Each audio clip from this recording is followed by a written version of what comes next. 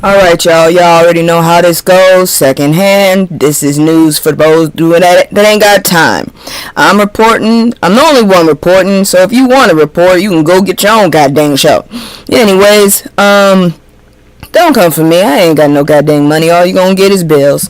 So let's begin. Let's get it. Green light, let's get it. Green light, let's get it. I'm the future, I'm in it. Check score, I'm winning. Green light, let's get it. I just win. I'm on 10. Hey, what's up? How y'all doing? I'm not gonna get all nice and stuff because I'm already irritated by some of the news that I done found out. Yes, my damn scythe is going through a couch. I don't give a damn. It's mine. Anyway, so let me go ahead and say hello to y'all. Hello, motherfucker. Hello. Hi. So the first thing we gonna do is talk about this. Allegedly, I'm gonna say allegedly, I heard on YouTube streets, this dude had reported that Trey Reed's second autopsy had gotten out, and it shows there is proof of lynching. That's allegedly. The man said he talked to the mom and he's been in contact with her and the family. I don't know. I went by his report, and apparently there was another report in his report, but when I went online, I didn't see nothing. The last report that the mainstream has done was in yesterday or the day before.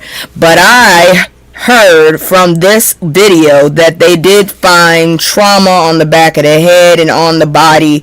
I don't know. Don't quote me on it. Like I said, this is all alleged. If the man is telling the truth, he's the one. He's got to be one of the first ones to crack it. Otherwise, I'm just saying everything is alleged. Allegedly, they have the second autopsy results, and it proves that there was actual damage and lynching going on. This was not self-inflicted. But once again, it's all alleged. Anyways, let's go ahead. We're gonna go ahead with the T. It's gonna be a doubleheader because the NBA is all up in the streets right now with the gossip. So check this out. So, NBA sports betting investigation reveals Damon Jones leaked LeBron James and Anthony Davis injury to bettors. Well, that's fucked up, but my whole thing is, don't y'all get paid enough? Anyways, so NBA gambling investigation, FBI arrests Damon Jones, Chauncey Billups, and Terry Rozier. We're starting off with some major drama with that has the NBA in hot water. The FBI has arrested, who I just told you. Damon Jones is a former player and assistant coach for his involvement in an illegal sports betting ring and rigged card games. But it gets bigger.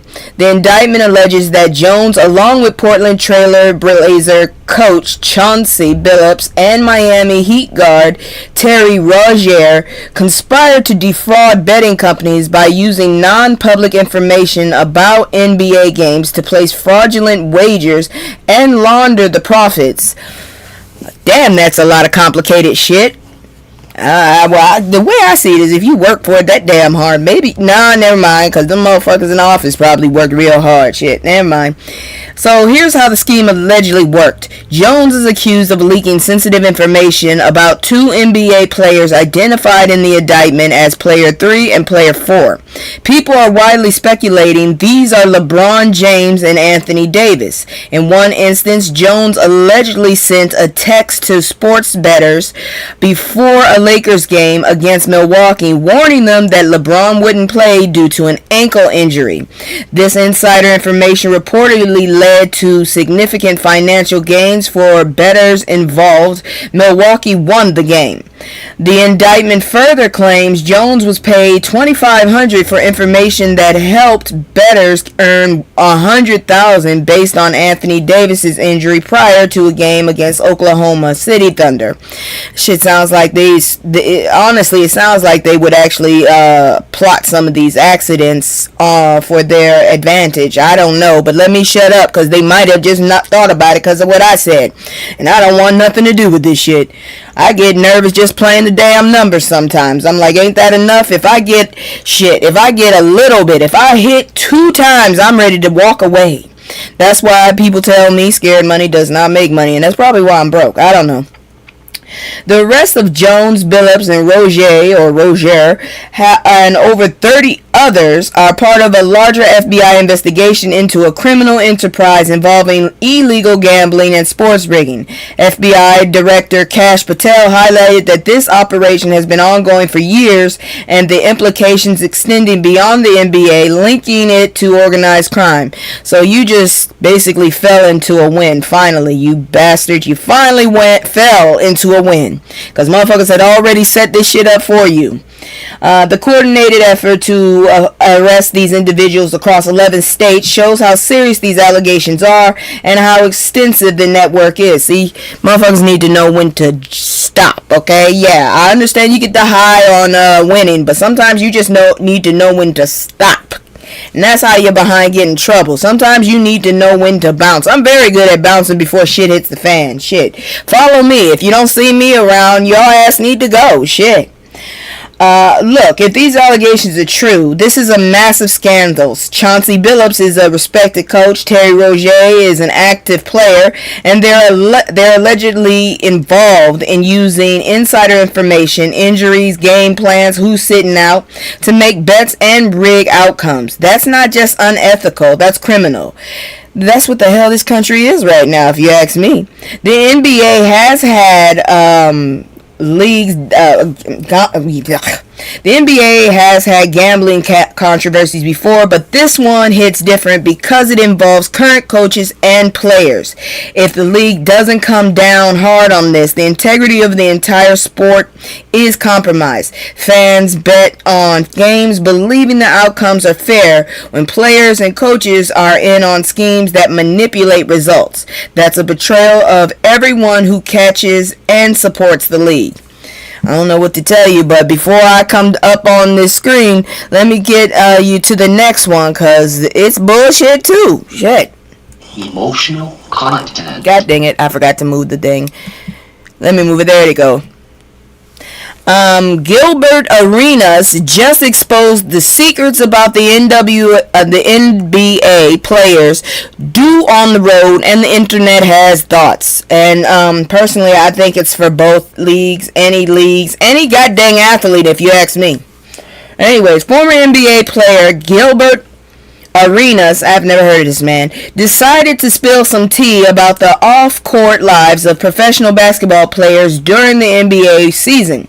And in an interview with podcaster Neon, or whatever the fuck, it says N with a 3, I don't know, Arenas detailed widespread partying and encounters with various women while traveling for games. He contrasted this with players' behavior during the off-season when they're with their families. Arenas stated that the NBA season is when all the bad habits are for players. He described flying to cities like Miami, Atlanta, Los Angeles, New York, and Houston often, coming in at 2 to 3 in the morning. He explained that during away games, athletes use their downtime for kicking it, quote unquote, an activity their wives and girlfriends wouldn't allow during this off-season. Arenas explicitly mentioned partying and drinking in damn near every city we go. Different girls every city we go. I think y'all should probably join one of those DNA companies, because you might have some bills to pay. Well, maybe you shouldn't, but they'll probably be looking for you. I'm just saying. And I also would suggest y'all have like a pharmacist and a damn doctor with y'all at all times, like a sexual doctor. I don't know what they call a male doctor, but somebody who can give you shots. That's all I can say. Anyways, he contrasted this behavior during the on our work schedule with the summer when our girlfriends and our families are here, preventing such activities. Then Arenas, who's married to Melly Monaco since January, I don't know who the hell that is, I gotta go look that up now, told the host that a favorite pastime was posting up at a mall outside of a high-end store like Louis Vuitton to attract women. He advised, you don't even really have have to buy anything, just have the bag. Fuck that shit. I went to the damn mall with a tall ass dude and all I had to do was walk next to him. Good grief, that dude is tall as hell and younger than me. I still can't get over that shit. Anyways, he contrasted this behavior during the season. There we go. Many viewers weren't surprised by Arena's comments. One commenter on Twitter wrote, he's basically telling, I know who that is. I ain't saying that fucker's name. That the sun is hot and water is wet, indicating that this is common knowledge. Others agreed similar stories likely exist among other players, with someone writing, this episode finna expose half the league. We already knew. I don't see how the hell this is exposed. My question is, do some of these wives and girlfriends not know? Anyway, some viewers were critical, disapproving of him telling a teen how to cheat. Is that fucker even a teen anymore? I don't know. I think he's just tiny. I don't know. A YouTube commenter found it cringy for the married 43-year-old man to act like he's still getting game behind his wife's back with the shit he says just to hype up his clown, bruh. That's what they said, not me. Gilbert Arenas. Is it Gilbert? I keep wanting to say Hilbert. I don't know. Gilbert Arenas really said the quiet part out loud. Everybody says professional athletes have opportunities. People don't. They're traveling, they're wealthy, they're famous, but to sit there married and brag about the system of cheating on your wife during the season, that's wild. And the advice about standing outside Louis Vuitton with a bag just to attract women, that's some shallow performative nonsense. It is really, because most of the time when I was in the Galleria in Houston, I ran my ass right past them motherfuckers. I was trying to get to the Banana Republic because that's where I worked. Otherwise, I never went to that damn mall. I would go to the other one, Greens Point, and then the other one that was down the street from me. Yeah, I didn't go to the Galleria like that. Nah, if you was at the Galleria like that, I don't know what to tell you, because we went when I was in high school, and one of my homeboys swore up and down, well, not one of my homeboys, but one of my classmates swore up and down that he saw Shaq. I didn't see Shaq. I didn't really care to see Shaq. I just was glad to be out the fucking city. But anyways, this dude telling everybody business. I don't know what to say. But I really feel like if you ever run into an NBA player and they're single, you probably should make sure you're vaccinated for just about every STD that could possibly happen. I don't trust them motherfuckers. I'm just saying. So anyways, that's it for the tea. We gonna move on into my little commercial. If you like what I'm doing or if you like what I'm saying, please go ahead and hit the like and subscribe. Like I said, I will cam up if y'all get me to another 100. Every 100 I will cam up because I have anxiety issues, but I am a girl of my word, so I will actually cam up, no problem. I cammed up the last time. So here go my commercial, and we'll be right back with the bullshit that's coming. Oh Lord, here we go. It's just me and the fam. It's just me and the fam. It's just me and the fam. It's just me and the. It's just me and the fam. Yeah, yeah. It's just me and the fam. See my little Tay-Tay, that's my hype girl, that's my mascot. Little ones go for hours and some hours till we pass out. Stay inside the house, turned up with them racks out. Stay inside the house, turned. Alright, I'm back, and after 2 HBCU pew-pews, Black America has questions. I didn't even hear about them motherfuckers. I heard about threats, but I didn't hear about that shit. Well, see, we be finding out some stuff together.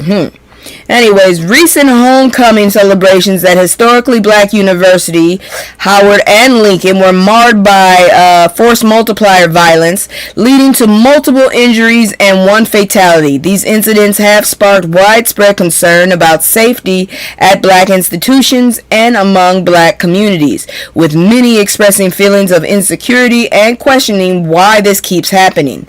Howard University's homecoming kickoff on Friday night, October 24th, was disrupted by fire pew pew pew pew pew, around 8:30 p.m. on 600 block of Howard Northwest, because for some strange reason the blocks are by numbers and directions, and it's weird. It's so weird to me anyways. 3 adult males and 1 adult woman and a 13-year-old boy sustained non-life-threatening injuries. A senior from Morgan State University was among the victims. The incident led to the arrest of 2 unnamed suspects and recovery of 3 force multipliers at a nearby McDonald's on Georgia Avenue. I told you, states too. Police in Philadelphia responded to a pew-pewing at Lincoln University on Saturday night, October 25th, around 9:30 p.m. near the school's International Cultural Center during homecoming celebrations. The Lincoln University pew-pew resulted in 6 wounded and 1 unalived. 1 suspect was arrested with a firearm. Chester County District Attorney Chris de Barina Sorobe, God, why is your name so long? Stated that Lincoln Pew Pew isn't being treated as a planned attack as police continue to investigate the motive. D.C. Police Chief Pamela Smith pledged robust security for the remainder of Howard's homecoming, emphasizing the city will not tolerate individuals who come into the city with firearms.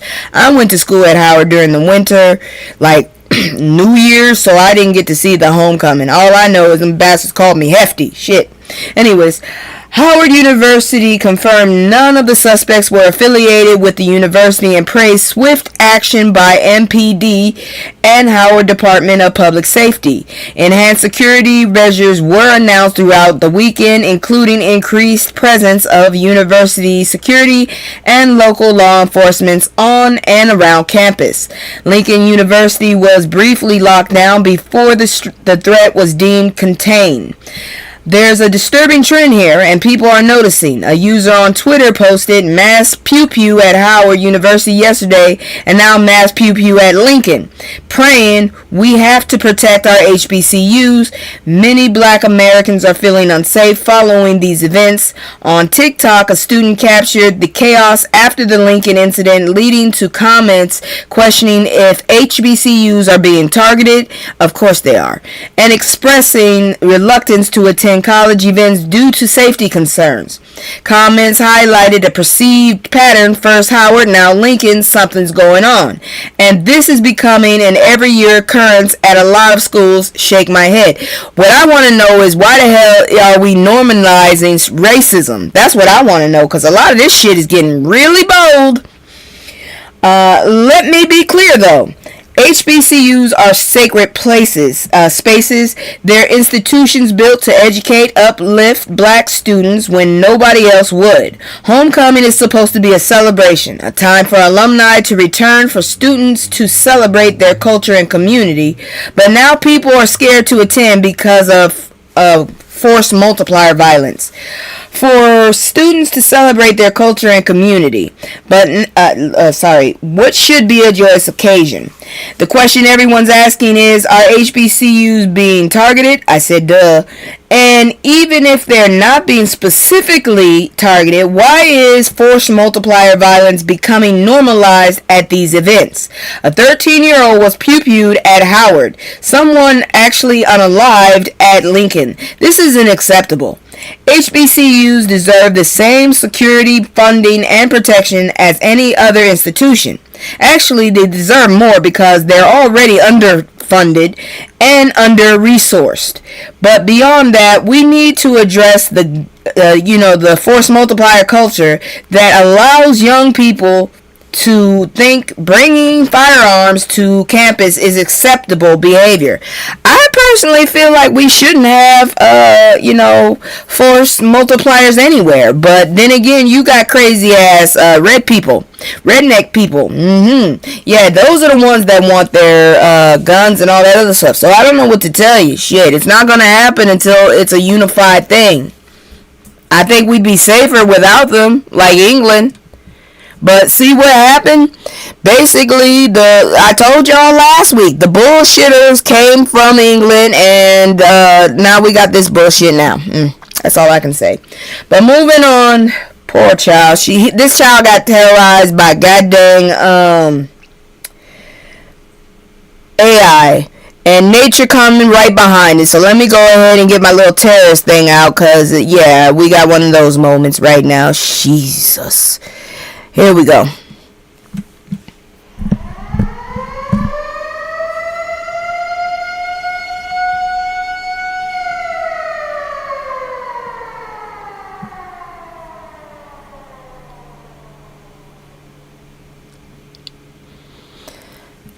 Alright, I was just holding a Dorito bag. AI mistake leads to armed police confrontation with Baltimore teen.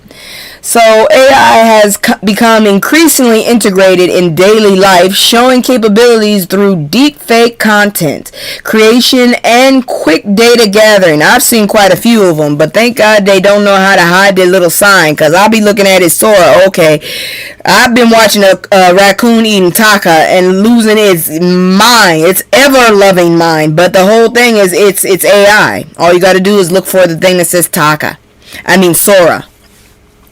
While many view AI's advancements as progression, its application in law enforcement raises serious concerns. A recent incident in Baltimore highlights the potential dangers of relying on AI technology in policing. In Baltimore, a 16-year-old student named Taki Allen was mistakenly identified as a threat because an AI system misinterpreted his hand holding a bag of chips as a weapon. As he waited for a ride outside Kenwood High School, multiple police officers approached him with force multipliers drawn, resulting in a traumatic experience for Allen.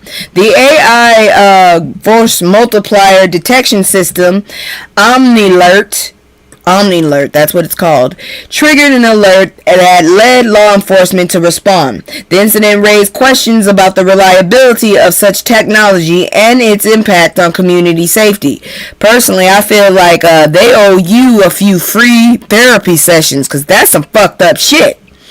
Allen expressed feelings of insecurity following the event, indicating a loss of trust in what should be a safe environment. The school's administration acknowledged the incident and expressed concern for student safety, although some including Allen and his family, felt the response was insufficient. Hell, I heard one lady got up there, and I actually saw her get up there and said, "The system is working how it's supposed to." And I'm just like, are you sure? As AI technology continues evolving, experts emphasize the need for careful regulations to prevent harm and ensure public involvement. I don't think we need AI to be that damn involved in our lives. Seriously, I don't. I don't, because I feel like we're going to end up in a Judge Dredd situation, and I'll be damned if I have to deal with that situation. Good grief, no. I don't want to go into the goddamn Matrix. Shit, for all I know, we are in it now. Prominent figures including Meghan Markle, Prince Harry are advocating for restrictions on advanced AI systems, highlighting the importance of designing technology that prioritize human safety. You do realize that one of the most richest people in the world is not human. He don't seem human at all. So I don't think that's going to help, because apparently the message of the day is money talks, bullshit walks. Oh, Lord. A black teenager was standing outside his school with a bag of chips, and AI decided he was armed and dangerous. Let that sink in. Multiple cops showed up with force multipliers drawn on a kid holding snacks. This is dystopian nightmare we were warned about. AI is being trained on biased data, and when you deploy it in a law enforcement, you get outcomes like this. Taki Allen was traumatized because a machine decided a bag of chips looked like a weapon. How does this happen? How does that happen? And more importantly, why are we using AI force multiplier detection systems that can't tell the difference between food and firearms? Please tell me. The incident is a perfect example of why we need to be extremely careful about deploying AI in situations where split-screen decisions can result in violence or death. AI doesn't have context judgment or ability to recognize nuance. It sees patterns, and when those patterns are based on biased training, you get false positives and disproportionately affect black and brown people. Taki Allen is lucky he's had one of those officers been trigger happy, this would be a completely different story. That child might not have gotten home, is what I'm trying to say. This is scary, and I personally don't like the whole concept. I mean, AI can be a useful tool, but I don't see how it could be useful when it's affecting this part of us. But anyways, let's move on, because even nature is terrorizing us at this point. Whew, Lord. Melissa strengthens into Category 4 hurricane, threatening catastrophic landing in Jamaica and Haiti. Hurricane Melissa has escalated to major Category 4 storm, with forecasts suggesting it could reach Category 5 status shortly. The U.S. National Hurricanes warns of severe rainfall and catastrophic flooding threats in the Northern Caribbean, particularly for Haiti and Jamaica. It's expected to approach Jamaica's southern coast as a major hurricane late Monday or Tuesday morning, prompting officials to advise residents to seek immediate shelter. Currently, Melissa is located approximately 110 miles southeast of Kingston, Jamaica, with maximum sustained winds of 140 miles per hour and moving west at 5 miles per hour. Rainfall predictions for Jamaica and southern Hispaniola could reach up to 40 inches. As a precaution, Jamaica's Sangster International Airport in Montego Bay closed on Sunday. Well, today. And Capital's Norman Manley International Airport shut down the previous evening. The Jamaican government has activated its Level 3 emergency protocol, and over 650 shelters have been established across the island. The effects of Hurricane Melissa have already been felt, resulting in the deaths of at least 3 individuals in Haiti, along with reports of injuries and destroyed infrastructure. The Dominican Republic has seen damage to nearly 200 homes and significant disruption to water supply systems, affecting over 500,000 residents. Flooding Turks and Caicos Islands are also bracing for a potential tropical storm or hurricane conditions early next week. Haiti can't catch a break. They're still dealing with political instability, gang violence, and the aftermath of previous natural disasters. And now Hurricane Melissa is bearing down on them as Category 4 storms, potentially heading on to Category 5. The 3 people have already died. Infrastructure is destroyed and communities are isolated. The Dominican Republic is also getting hit with 200 homes damaged and over 500,000 people without water. Damn! Jamaica is preparing with over 650 shelters activated and airports shut down. When you're looking at 40 inches of rainfall, you're not just dealing with flooding, you're dealing with mudslides, infrastructure collapse, and communities being cut off from aid. The slow-moving nature of Melissa makes it worse because it's going to sit over these islands and dump water for days. The Caribbean has been hammered by increasingly severe hurricanes in recent years due to climate change, and the recovery periods between storms are getting shorter. These nations and international support, not just during the emergency, but for long-term rebuilding and climate adaptation. Our thoughts are with everyone in Melissa's path. I hope that Lord, I hope it dissipates soon. I hope it goes away, because that's fucked up. And, the Caribbean, they need the resources. They need the resources because they don't have, big land to get stuff from. Whew, prayers with y'all. Prayers with y'all. Moving on, because we ain't done. Whew. Why did he do this? California Governor Gavin Newsom vetoes several reparation bills. Why? I don't get you, sir. First you want to be progressive, now you want to be conservative. What is it? California lawmakers are regrouping after Governor Gavin Newsom signed and vetoed several reparation-related measures. Notably, Newsom signed legislation to create the Bureau for Descendants of African Slavery, which will operate under the Civil Rights Department. This agency aims to implement reparations by establishing divisions focused on genealogy, education and outreach, and legal affairs. Additionally, Senate Bill 437 was approved, providing up to $6 million for California State University to develop methods for verifying descendants of enslaved individuals seeking benefits. Despite these advancements, Governor Newsom vetoed 5 bills backed by the California Legislative Black Caucus. These vetoed measures included proposals to prioritize descendants of enslaved individuals in college admissions and establish a restitution process for victims of racially motivated eminent domain. Newsom cited concerns over fiscal implications, legal risks, and redundancy with existing laws as reasons for the vetoes. Yeah, whatever you say, dude. While some view establishment of the new bureau as a historic step towards reparations, others argue it may delay necessary actions.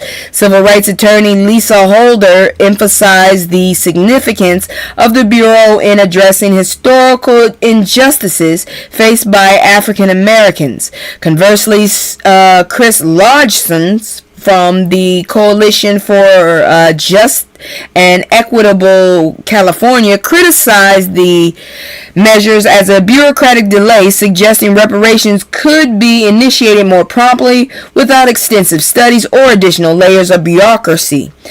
Damn, I hate that word. So California creates a Bureau of Descendants of American Slavery, which sounds impressive until you realize it's another government agency with divisions for genealogy, education, and legal affairs. Essentially, they're creating more bureaucracy to study the problem instead of solving it. That's what I'm trying to figure out. Why?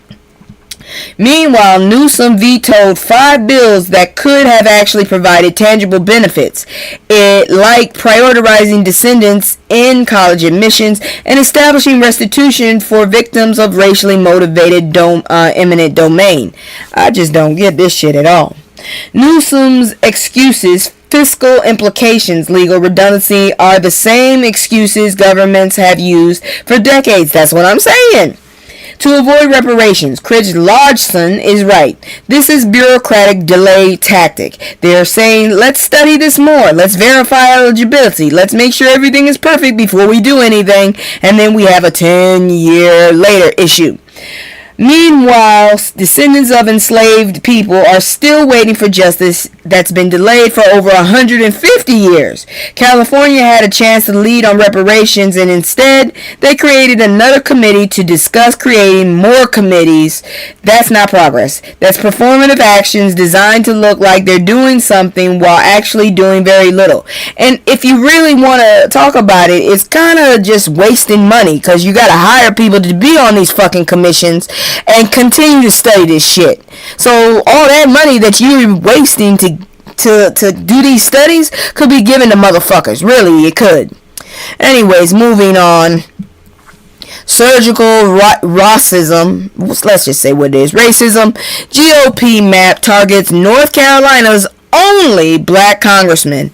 Lord, you know you gotta have pressure when you're the only. God dang, it's ridiculous when you're the only. Honestly, when you can't look at, you can look at it several different ways, and it's negative. Where the hell's my medication? There it is.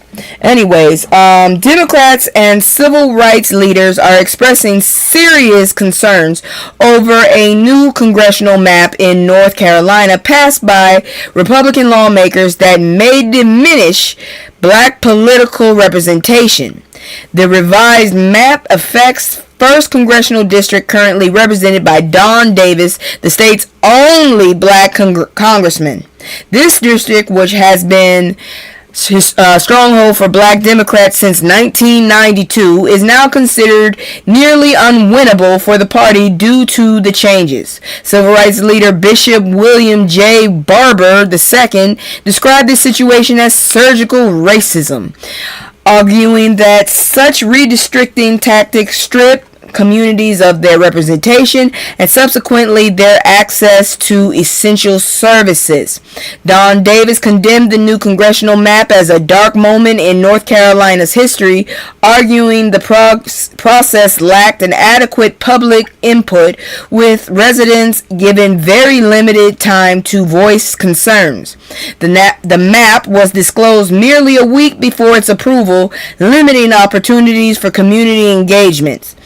The situation in North Carolina reflects broader trends seen in other states, such as Texas, where redistricting efforts have similarly benefited Republicans at the expense of majority black and Latino districts. Former President, current felon Donald Trump has encouraged GOP-controlled states to redraw congressional maps to secure an advantage.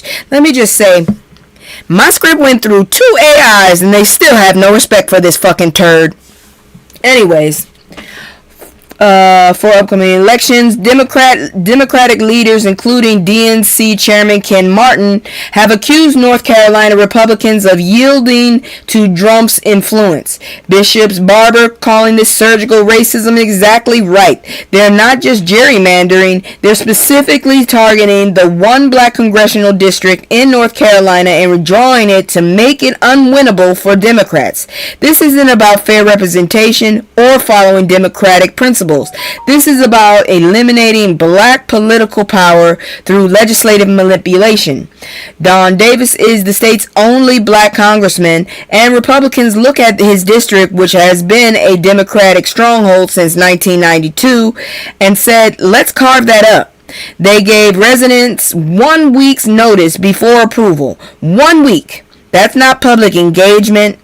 That's a rubber stamp process designed to avoid accountability. Trump's literally told GOP-controlled states to redraw maps to secure advantage, and North Carolina Republicans jumped to follow orders. Don't y'all realize? I just don't get it. What if just everybody just decided to vote, blue? What would happen then? I don't know. This is what voter suppression looks like in 2025. Not poll taxes or literacy tests, not surgical redistricting that dilutes black voting power while mandating plausible deniability. Hold on. I'm looking at what I just read. But yes, not poll taxes or literacy tests, but surgical redistricting that dilutes black voting power while maintaining plausible deniability. The fact that this is legal is the problem.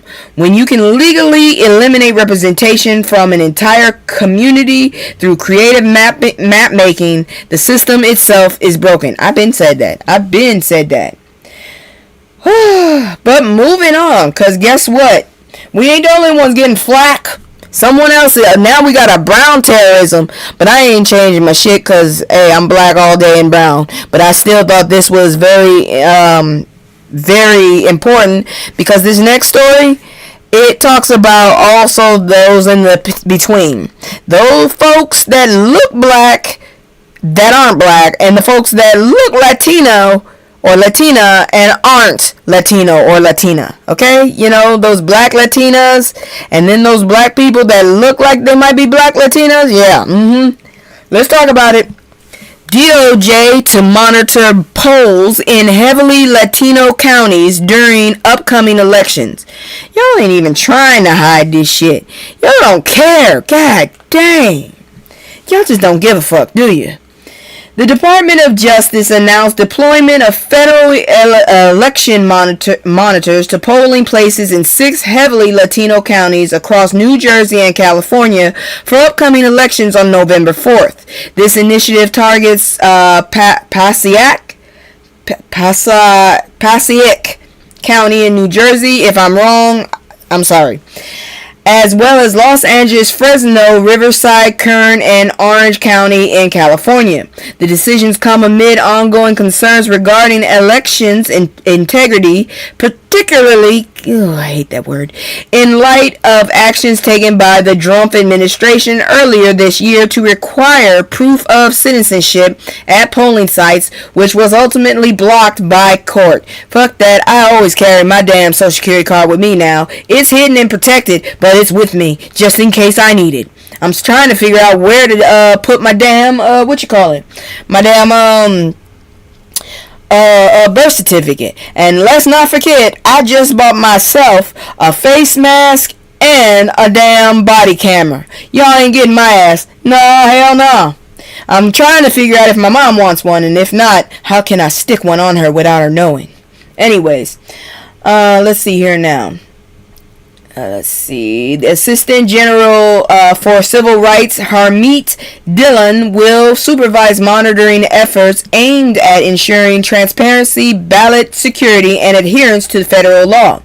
Dillon expressed, I don't know what a D and a H makes the sound, but I'm going to just say Dillon, okay? Emphasized the DOJ's commitment to protecting eligible American citizens' votes and fostering public trust in the electoral process. However, the move has drawn criticism, with New Jersey Attorney General Matt Platkin, that's his name, describing the plan for the New Jersey County, because I ain't saying that name again, as highly inappropriate, suggesting the DOJ has failed to justify its actions. The New Jersey GOP has previously sought to have observers in that county after local officials denied their request to install cameras and logbooks in mail vote counting areas. Election law expert Rick Hassan from UCLA has characterized the DOJ's actions as a potential test run for future elections, specifically the midterms in 2026. Let's call this what it is. Voter intimidation disguised as voter oversight, as election oversight. Give me a second here. The Trump administration wants to send federal monitors to 6 heavily Latino counties to ensure transparency and ballot security. Look, if y'all know a Latino, are related to Latino, you are Latino, you friends with a Latino, you're fascinated by Latinos, you just like Latinos, you might want to continue and listen to this and help them. But here's the context. Earlier this year, they tried to require proof of citizenship at polling sites, which was blocked by the court because it would have disenfranchised eligible voters. Now they're sending monitors specifically to Latino communities. This isn't about protecting the vote, it's about suppressing it. When you deploy federal presence, specifically in communities of color, under the guise of election integrity, you're creating an intimidating environment that discourages people from voting. New Jersey's Attorney General called it highly inappropriate, and he's right. The DOJ hasn't justified why these specific counties need monitoring. Election law experts are calling this a test run for 2026 midterms, which means this goes unchallenged, they'll expand it. The pattern is clear. Accuse communities of color of voter fraud without evidence, then deploy federal resources to monitor, quote unquote, creating an atmosphere of suspicion and fear. Meanwhile, predominantly white counties face no such scrutiny. This is modern voter suppression, and it's happening in real time. This is some bullshit. That's all I gotta say. But we gonna keep moving on. Damn, I got a lot of stories, and time is moving very slow. Well, anyways, good Lord have mercy. Cash Patel finally. Wait a minute. Sorry, this is the wrong one. I'm sorry. I gotta bring everything down, because guess what? That's it for terrorism. I got to bring this down too, and I gotta switch out of my outfits, because now it's time for a fuck around and find out. Seriously, a lot of these people just don't realize how stupid some of the shit they do. Seriously. So give me a second. I'm going to get into my outfit. Give me that right there. Let me move that over there. All right. About to take a swig of something because I need something to drink.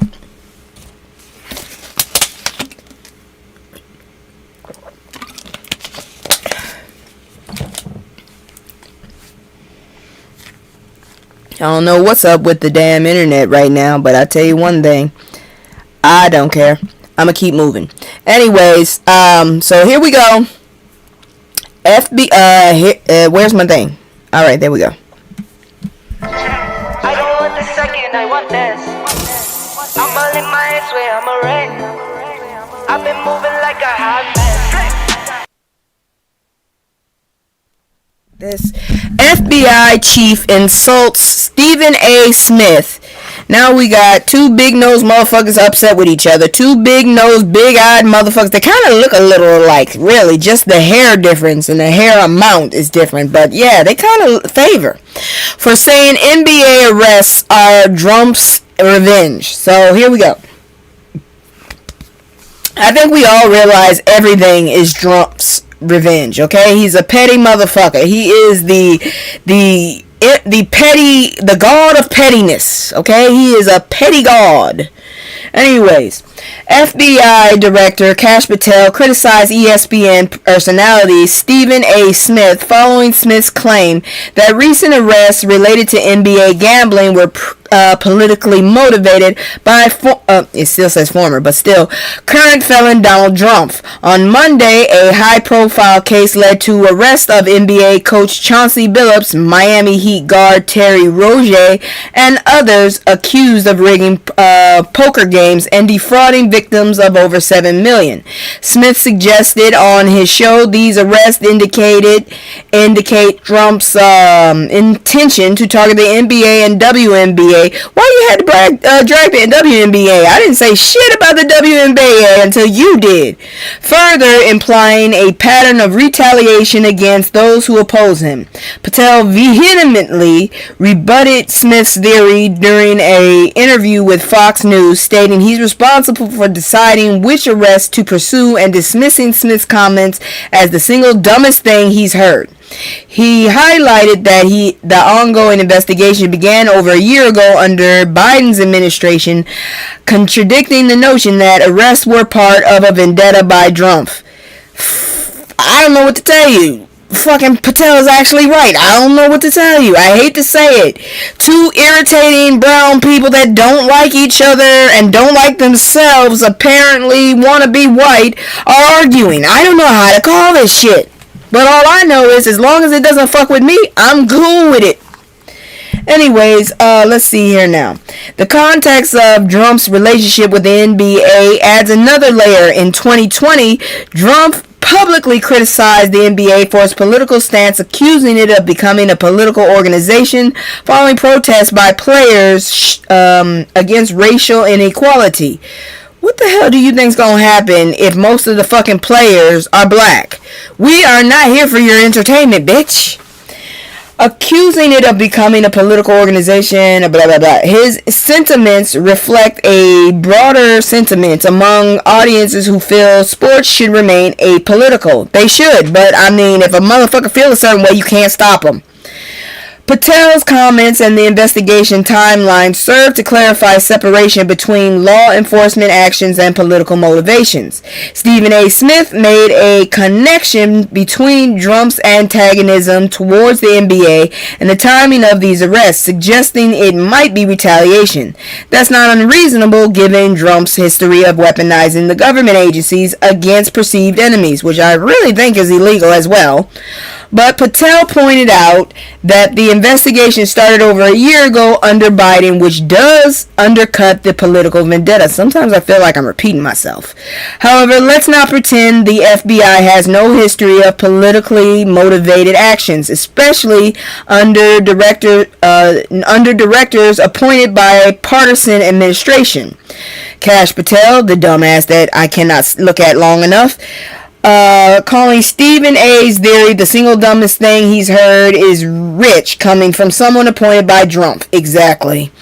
The reality is probably somewhere in the middle. The investigation was legitimate and ongoing, but the timing and public announcement could have been influenced by political consideration. Trump's 2020 criticism of the NBA for being political after players protested racial inequality. How the hell is racial inequality political? How the hell is that possible? Anyways, he views the league as opposition. So while this specific case might not be politically motivated, the broader context of the Trump relationship with black athletes and black-dominated sports leagues suggests tensions that could influence how cases prioritize or publicize. The truth matters, but does context? I don't know, but you know what? I would really appreciate it if we figured out how to just fucking get rid of this dude. Seriously, cause oh shit, this is like the evil on top of evil. It makes my brain hurt. There's no logic going on right now. Shit. But anyways, moving on. I've been talking about the man all through this thing, so let's talk about him for real. Bishop William Barber launches legal fight over gerrymandering, which is apparently popping up all in these damn red states, and apparently some of these blue states and some of the red states are fighting back. You'll find out later. Anyways, Bishop William J. Barber II, a prominent civil rights leader, is taking a stand against North Carolina's recent redistricting efforts. Barber, who faces health challenges, announced plans to combat a congressional map designed to secure more seats for House Republicans in upcoming midterm elections. He's spearheading a statewide campaign in collaboration with Forward Justice, emphasizing the new threats to eliminate a black congressional district and undermine democracy itself. Plans for a lawsuit are in the works, with more details to be revealed in a forthcoming mass moral fusion meeting. I can't wait. Barber warns that implications of this redistricting extend beyond congressional seats. They threaten the social safety net and access to health care for many North Carolinians. He argues that manipulation of district boundaries will empower the GOP to go further and enact policies aligned with Trump's agenda, which may adversely affect citizens' lives. Public sentiment is against this redistricting, with surveys indicating approximately 85% of North Carolinians disapprove of such tactics. Drawing parallels to historic civil rights struggles, Barber likens the current moment to the Edmund Pettus Bridge March, vowing to resist redistricting through various means, indicating public protests, legal challenges, and grassroots mobilization. His recent demonstrations have featured prayer vigils and sit-ins across multiple states. Barber's efforts are framed within a moral context, aligning his activism with biblical teachings, emphasizing the true faith must confront injustice rather than retreat from it. I'm all for it, but why do we have to have a leader that has health problems? Can we get some young, healthy, intelligent, competent motherfuckers up in here, please? Let's see here now. When 85% of Carolinians disapprove of these redistricting tactics, but Republicans do it anyways, that tells you everything about whose interest they're serving. It's not their constituents, it's their party and Trump's agenda. Barber comparing this to the Edmund Pettus Bridge March is appropriate because this is a voting rights fight. The methods have changed from fire hoses and billy clubs to gerrymandering and legislative manipulation, but the goal is the same: suppress black political power. His mass moral fusion movement is building coalitions across race, class, and geography to resist these attacks. That's how you fight back, not just in courts, but in streets, in churches, in communities. Barber's violating democratic principles. No, I'm sorry. Barbers framing this as a moral issue is crucial because it is. When you strip people of representation, you're not just violating democratic principles, you're committing a moral wrong. His activism shows that resistance is not optional, it's moral obligation. That's true as hell, god dang it, that's true. And we still moving on, cause a lot of people been fucking around and finding out. Trial begins for former deputy accused of unaliving Sonia Macy. You remember the dumbass that said that she attacked him with boiling water from a room away? The trial of Sean Grayson, a former deputy sheriff from Sangamon, I hope I said that right, County, has commenced following the fatal pew-pew of Sonia Macy, a 36-year-old black mother of two. This incident occurred in July 2024 after Macy called 911 to report a prowler near her home in Springfield. Grayson, who is white, claims he feared for his safety when he saw Macy holding a pot of boiling water and reportedly shouting, "I rebuke you in the name of Jesus." He fired 3 shots, resulting in her death. Grayson was terminated from his position shortly after, facing multiple charges including first-degree murder. He has pled not guilty and is being held without bail. Motherfucker, how the hell? You were rooms away. That water was a bit of... Had it even gotten to you, it would have been cool. I just don't get it. And now 2 babies have no mother. You're an asshole. That's all there is to it. You just wanted to pew-pew someone. And look what it cost you. Look what it cost you. Your job and everything else. You asshole motherfucker. Anyways, Macy's death was a widespread protest, has sparked widespread protests and demands for police accountability across the nation. Her family indicated that she was struggling with mental health issues and was actively seeking help at the time, asserting she posed no threat to responding deputies. In response to the tragedy, the Sangamon County Board approved significant $10 million settlement to Macy's family in February. The case has attracted considerable media attention, leading to a request from Grayson's legal team to move the trial to Peoria to ensure a fair process. As jury selection began in Peoria, demonstrators gathered outside the courthouse holding signs reading "Justice for Sonia Macy" and chanting slogans advocating for accountability in policing. Carrie Hayes, chairwoman of the Racial Justice Committee for the ACLU of Peoria, expressed concerns about the nature of Macy's death, describing it as senseless act and emphasizing the need for police accountability. Sonia Macy called 911 for help because she thought there was a prowler. She was having a mental health episode and she needed assistance. Instead, she got a deputy who pew-pewed her 3 times because she was holding a pot of boiling water and said, "I rebuke you in the name of Jesus." Let's be clear, that's not a threat. That's a woman in distress invoking her faith. So she said, "Jesus," you went pow pow. Where was the scary? You weren't even close to her. Sean Grayson claims he feared for his safety. Not his life, his safety. For a woman in her home holding a pot of water, speaking scripture. He had a force multiplier. She had cookware and a prayer. And his response was to fire 3 shots and unalive her. Macy's family said she posed no threat and was seeking mental health help. They received a $10 million settlement which acknowledges wrongdoing, but no amount of money brings her back or raises her 2 children. The trial being moved to Peoria and no cameras allowed in the courtroom shows shows how high profile this case is. Demonstrators are outside demanding justice because they know how often these cases end with acquittals or minimal consequences. Sonia Macy's name needs to be remembered and Sean Grayson needs to be held accountable. This is exactly why people say defund the police, and we need mental health responders because sending armed officers to mental health crises often ends in death.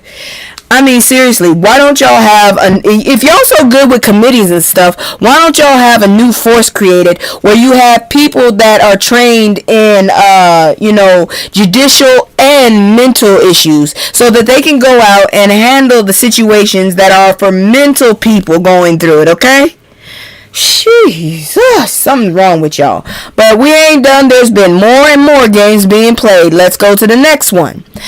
ICE agents in Chicago are about to mess around and find out thanks to federal judge's threat. This was reported on the 24th, so Friday. A U.S. District Judge in Chicago, Jeffrey Cummins, has ruled the ICE agents will face consequences for operating without warrants, a significant pushback against felon Donald Trump's escalated ICE raids in the city. Despite this ruling, immigration enforcement continues, with recent raids in a heavily Mexican community resulting in arrests of U.S. citizens, drawing strong condemnation from local officials and the mayor. Judge Cummings' decision handed down on October 7th marked a rare pushback from a federal judge. The ruling reinforces protections regarding due process for all residents, regardless of immigration status. Judge Cummings' decree asserts that no one is above the law, including agents acting under presidential orders. I don't understand why anybody takes orders from this dumbass anyways. He's not smart, he's not charismatic, he's ugly as hell, and I heard he stinks. Despite the judicial warning, ICE agents continue to flood Chicago. Recently, immigration enforcement descended on Little Village, a heavily Mexican community. At least 4 U.S. citizens were arrested during a raid on October 22nd. Alderman Mike Rodriguez described the situation as a reign of terror, reporting 8 people were taken, including 4 U.S. citizens and 2 of his staff members. Mayor Brandon Johnson expressed that people are afraid and criticized the Trump administration's actions as unconstitutional, abhorrent, for terrorizing working people. Give me a second here. My damn phone is going off like who knows, and I'm tired of it. I gotta check. Okay, I'm also checking on people's health now. So give me a second. Let me respond, and I'll be right back with you with this story. I'm so sorry.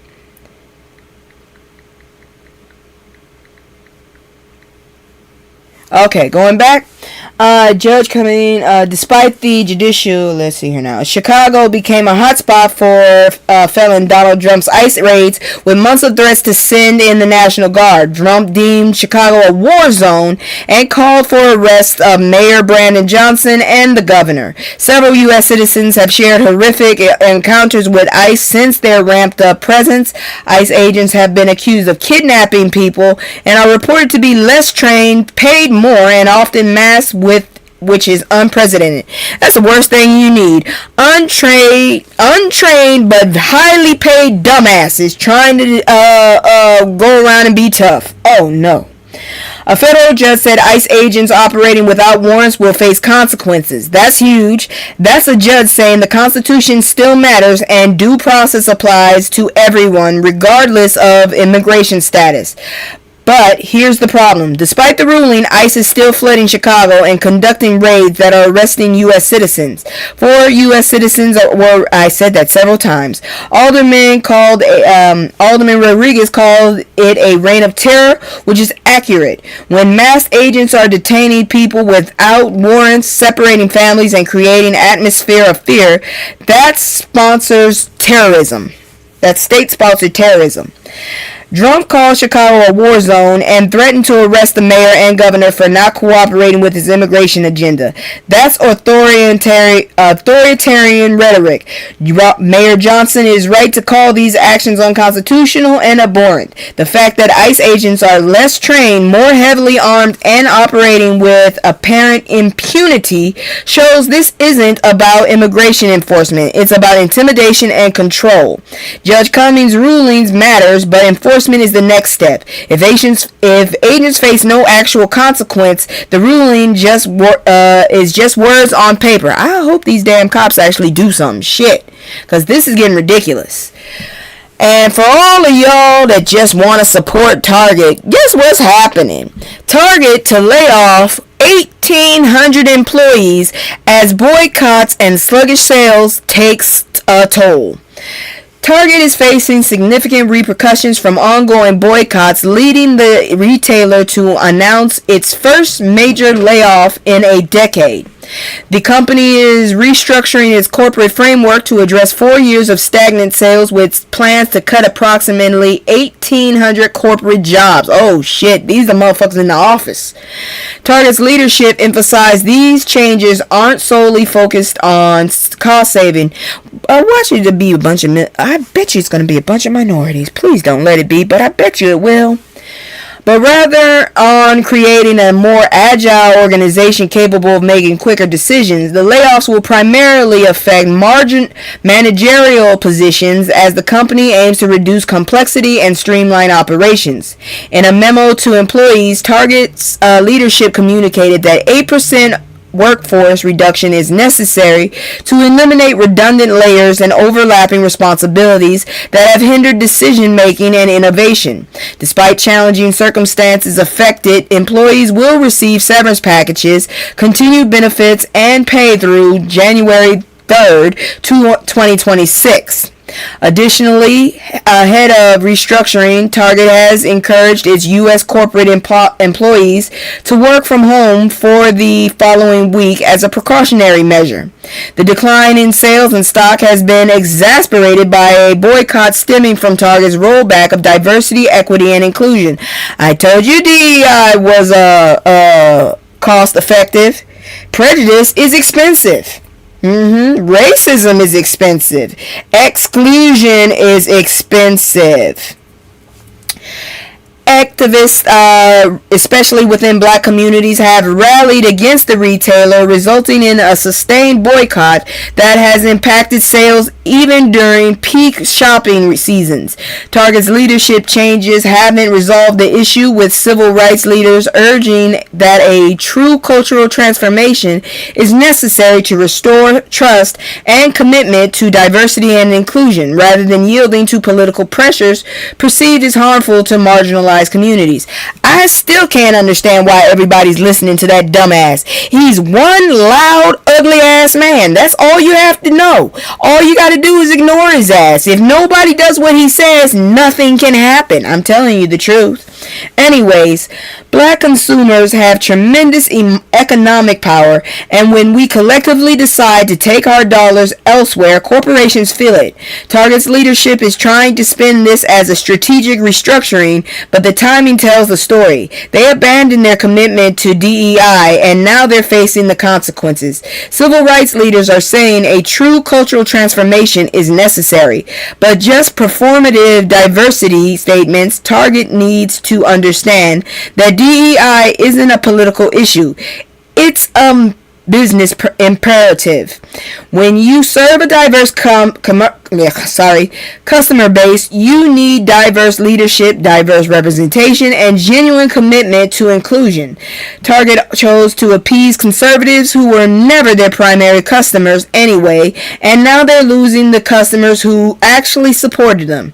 That's not a business strategy, that's a corporate cowardice, and that's costing them hundreds of millions of dollars. And believe me, I ain't shopped at Walmart in a minute either, so this shit is for real. Let's see here now. Oh, another conglomerate that fucked around and found out. Let's look at it. Wells Fargo to pay $85 million for alleged fake interviews with diverse candidates. Shit, I applied to them before too. I ain't never got an interview. Wells Fargo has agreed to pay $85 million to settle a class action lawsuit that accused the bank of conducting fake interviews with diverse candidates between February 21st and June 22nd. I hope they get your ass. The lawsuit, initiated by SEB, well, actually they already have gotten you, Investment Management, claimed these interviews were a deceptive tactic to project an image of diversity in hiring practices. practices. Former executive Joe Bruno, what a fucked up name, criticized this practice, labeling it as inappropriate and unethical. He was subsequently terminated, which Wells Fargo attributed to combative behavior rather than whistleblowing. However, other employees supported Bruno's allegations. In 2023, a federal court in California denied Wells Fargo's motion to dismiss the case, allowing to move forward. Despite asserting the claims were without merit and emphasizing their commitment to non-discrimination, the bank opted for settlement to avoid financial and logistic burdens of prolonged legal battles. Oh, hell no. I bet y'all got some more shit in y'all. I wish somebody would investigate y'all. I never trusted you when I was with y'all. Wells Fargo expressed satisfaction with reaching the agreement, indicating it allows the company to focus on its core business without ongoing legal distractions. As part of the settlement, shareholders who owned Wells Fargo stock from February 24th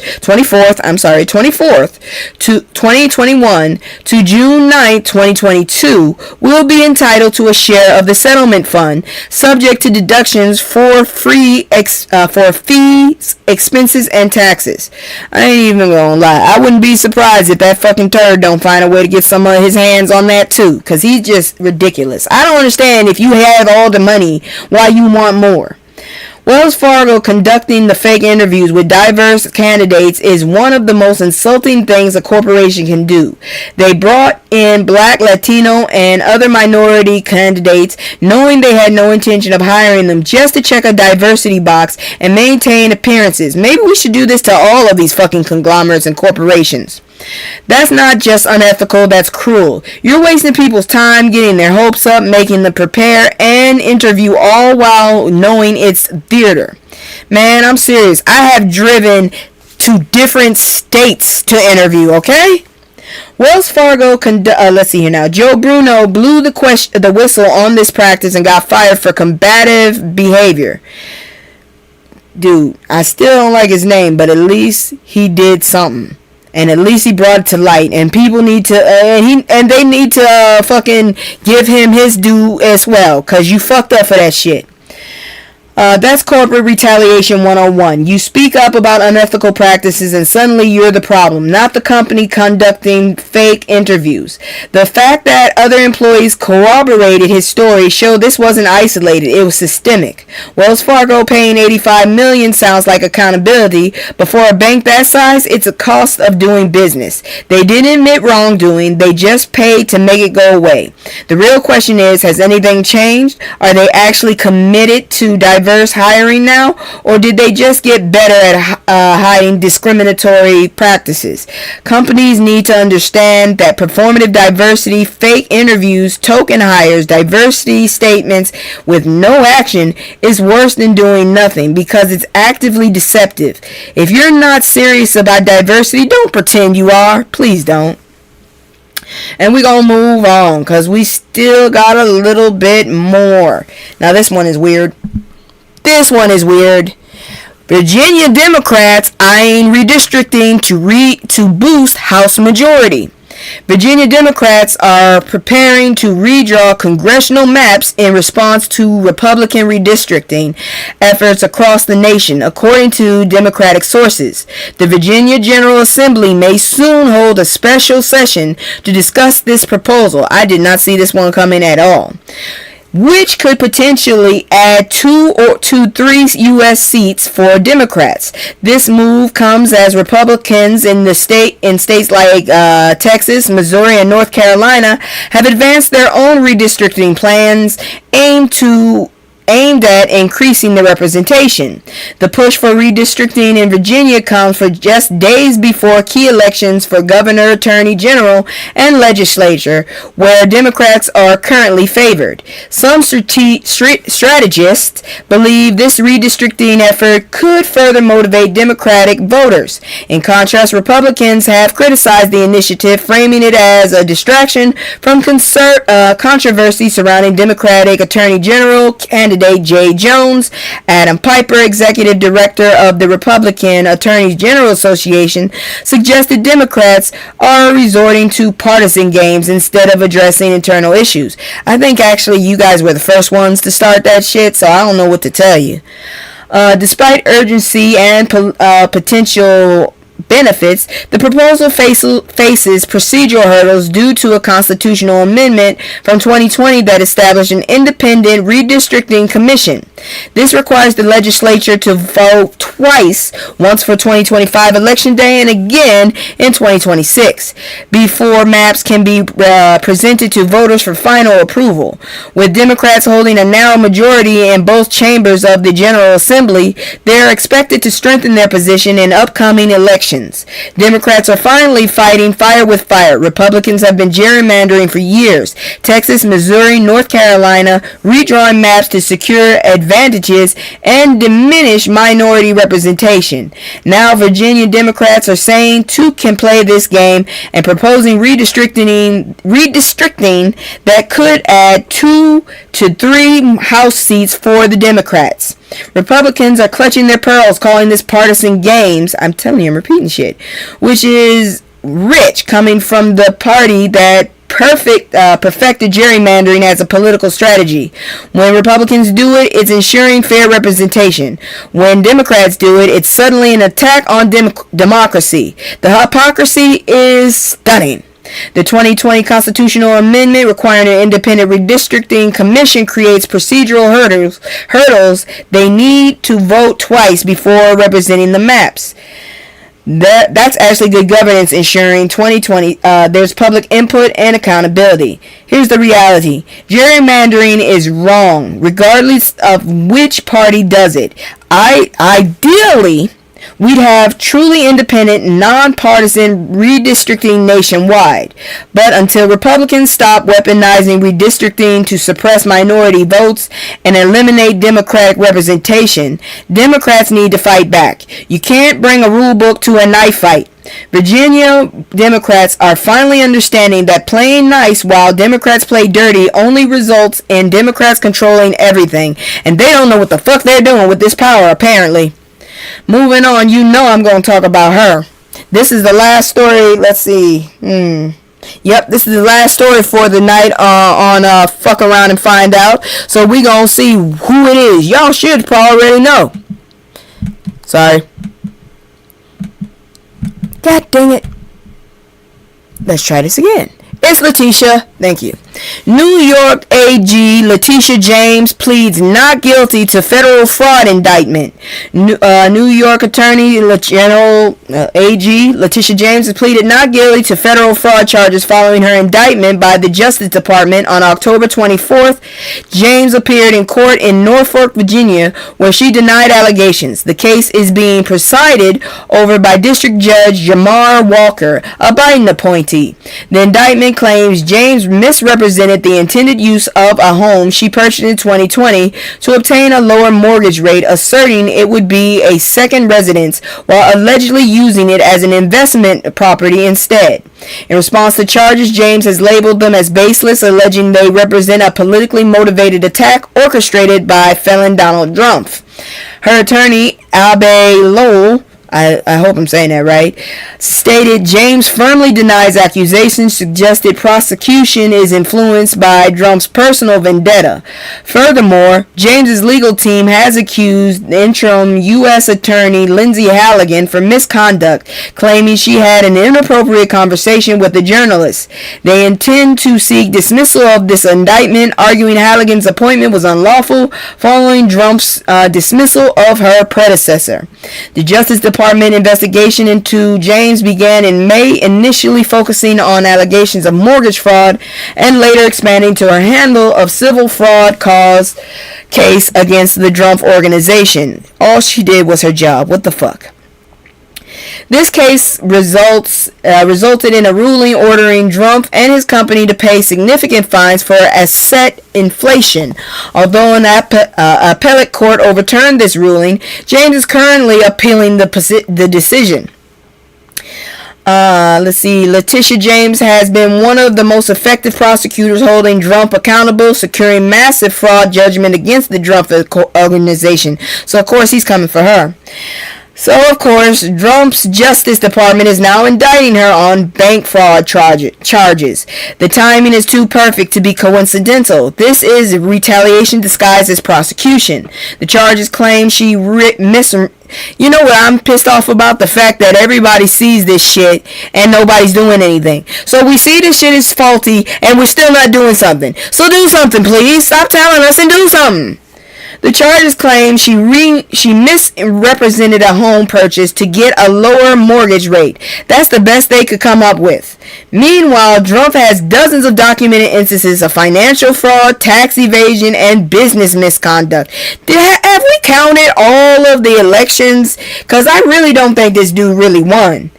But James is the one getting indicted. Her attorney is right to call this politically motivated. The fact that the interim U.S. attorney, Lindsay Halligan, is a former Trump attorney with no prosecutorial experience, so she's very unqualified, is handling this case makes it even more suspicious. James's legal team is alleging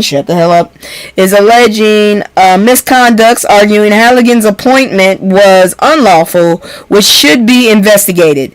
This looks like weaponization of the Justice Department to punish political enemies. James isn't backing down. She's pleading not guilty and fighting this aggressively because she knows it's bogus. This is what Trump does. He uses every lever of power to attack people who challenge him. But James has been through battles before, and she's not going to be intimidated into silence.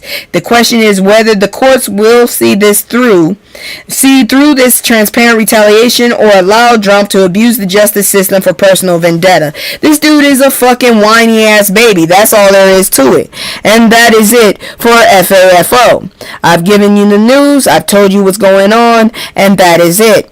Now we're going to go ahead and get into some learning stuff. We're going to learn history because this bastard decided he was going to get rid of all the shit we put up. So I'm going to make sure at least there's some documentation. You can kiss my ass for anything else, god dang it. So let me go ahead and get my educational moment up and I'll be right back.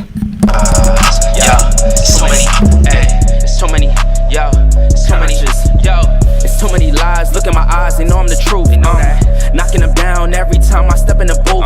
We ain't gotta lie, they know we the vibe, we living in proof. It's young conscious, shoot my life a movie, I live in a spoof. Ain't no sticking around, I'm on the move, I'm checking the dudes. Yeah, it's only us two, so you know we copping that coupe. We on the roof, smoking dope, look at the view. Yeah, we used to chill on the stoop, now we out here breaking the news.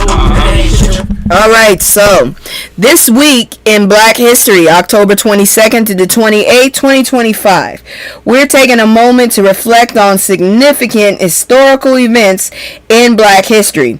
In 1906, there was a large protest in Philadelphia against Thomas Dixon's racist play, The Klansman, which glorified the KKK while disparaging black individuals.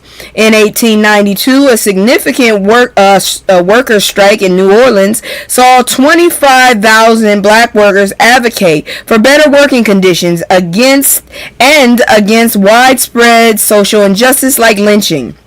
The formation of the National Urban League in 1911 marked a crucial development in the fight for black civil rights and social justice.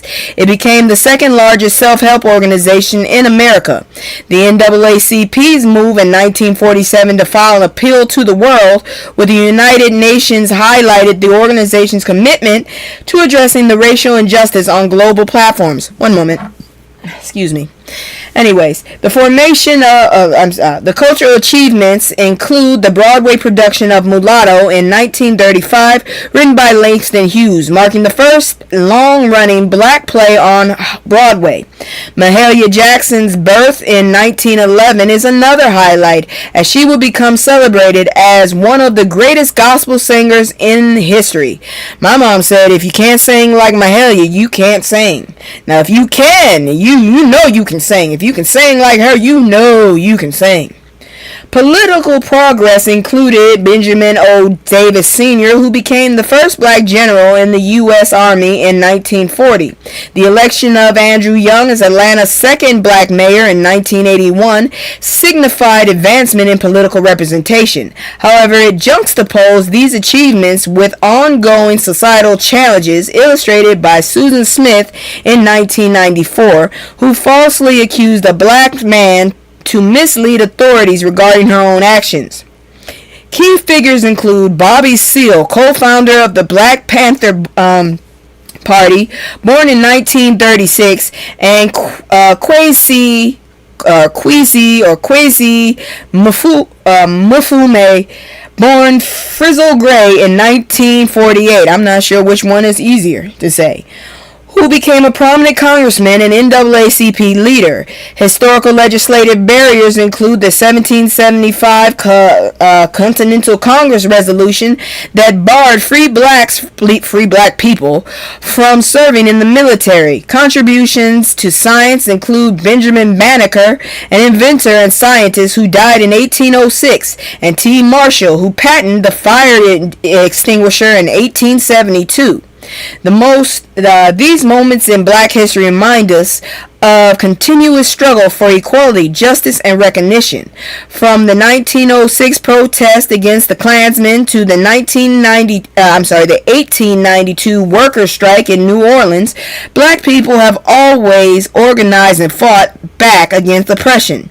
The National Urban League and the NAACP's global appeal to the UN show that our fight for justice has always had institutional backing and international awareness. Cultural achievements like Langston Hughes' Mulatto on Broadway and Mahalia Jackson's Gospel Legacy proves that black excellence in the arts has been present and celebrated for over a century. Political progress, Benjamin O. Davis Sr. becoming the first black general, Andrew Young becoming Atlanta's mayor, shows incremental advancement despite systemic barriers. But we can't ignore Susan Smith's case where a white woman unalived her children and blamed a fictitious black man, showing how anti-black racism is weaponized even in the most heinous crimes. The 1775 ban on black soldiers reflects how America has historically feared black power while simultaneously exploiting black labor and sacrifice. These stories, from Bobby Seale's Black Panther Party to Benjamin Banneker's scientific contributions, show that black history is American history. Our contributions are everywhere. Our resistance is constant, and our achievements are monumental despite centuries of opposition. This is why they're trying to ban these stories in schools, because when people know the truth, they understand the depth of the systemic racism and the heights of black resilience. And there you go. That is your history for today. I'll be back with a new history story, and I can't believe I'm still in this outfit. Hold on, let me go ahead and switch out. I was so excited to tell y'all about this. Let me go and get into my regular outfit so we can get into some lighter situations. Hopefully, hold on, let me get that out the way, and let me come back up here. All right, there we go. It's that moment when you're trying to get things working. There we go. And I'm back. So now we just gonna go ahead into some good news. Alright. Finally something that ain't really So give me just a moment and I'll have that for you in just a second. Where the hell is good news? Good news is which number? Okay, I got it. I'll be right back.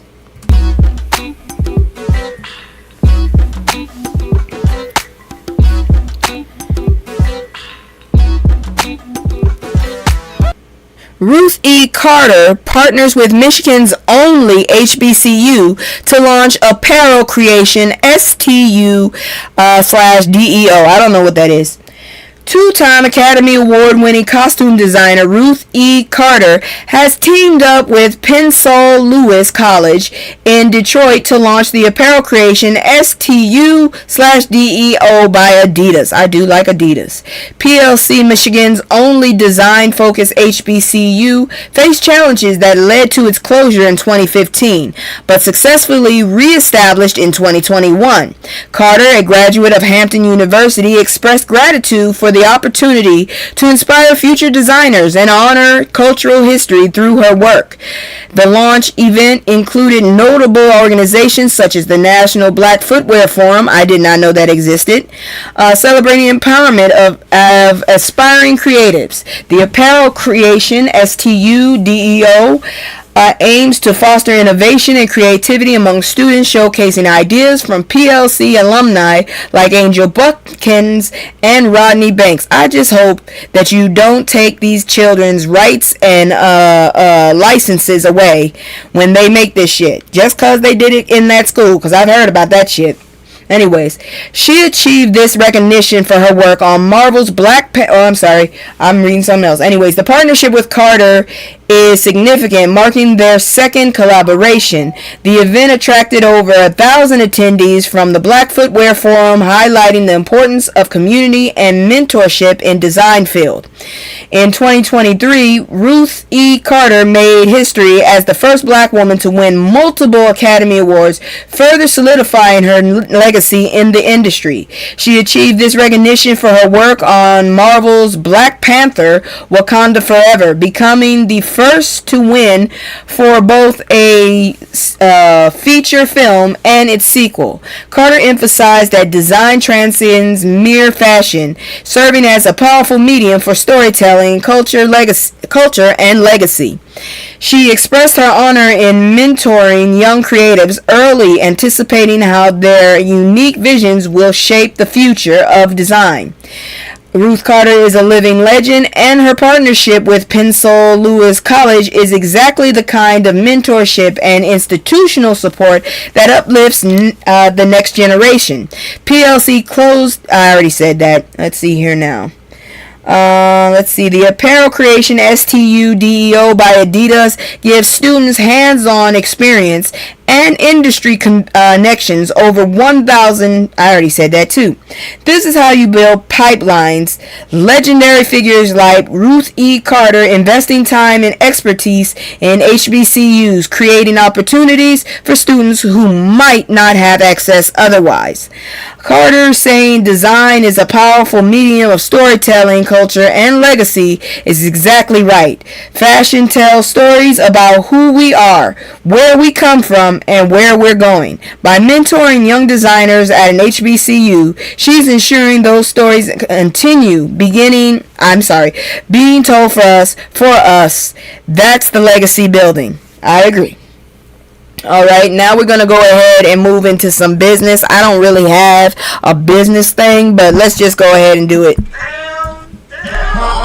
Oh shit. I don't know how the hell I did that. Anyways, here we go. So LVMH is potentially looking to sell its 50% stake in Rihanna's Fenty Beauty. I think she needs to buy at least 25% more so they don't try to change her shit, because that feels uncomfortable to me. Anyways, Rihanna's Fenty Beauty brand may soon be partially up for sale, with reports indicating LVMH is contemplating selling 50% stake. Sources reveal LVMH has engaged investment bank Evercore to assist with the potential sale. Launched in 2017 in collaboration with LVMH's Kendo brands, would you please get an album out so you can fucking just go ahead and buy this shit? You probably both can buy it by yourselves. Anyways, Kendo brand Fenty Beauty has significantly impacted the cosmetics industry by prioritizing diversity and inclusivity, challenging other brands to expand their offerings. Since inception, Fenty Beauty has set a new benchmark for inclusivity within the beauty sector, debuting with a groundbreaking 40 foundations shade. This commitment to representation extended beyond women to include men in advertising campaigns, reflecting Rihanna's vision of making beauty accessible to all. The brand's approach has resonated widely, emphasizing that everyone deserves to feel included, which has become a core principle of the Fenty brand. Fenty Beauty has thrived not only in makeup, but has expanded into hair care, skin care, and fragrance, while maintaining the full focus on authenticity. The brand achieved approximately $450 million in net sales sales in 2024 with an estimated valuation between $1 billion and $2 billion. The brand's success has also bolstered Rihanna's other entrepreneurial endeavors, such as her lingerie line, Savage X Fenty. I thought that was just an offshoot. I did not know that was a whole entity of itself.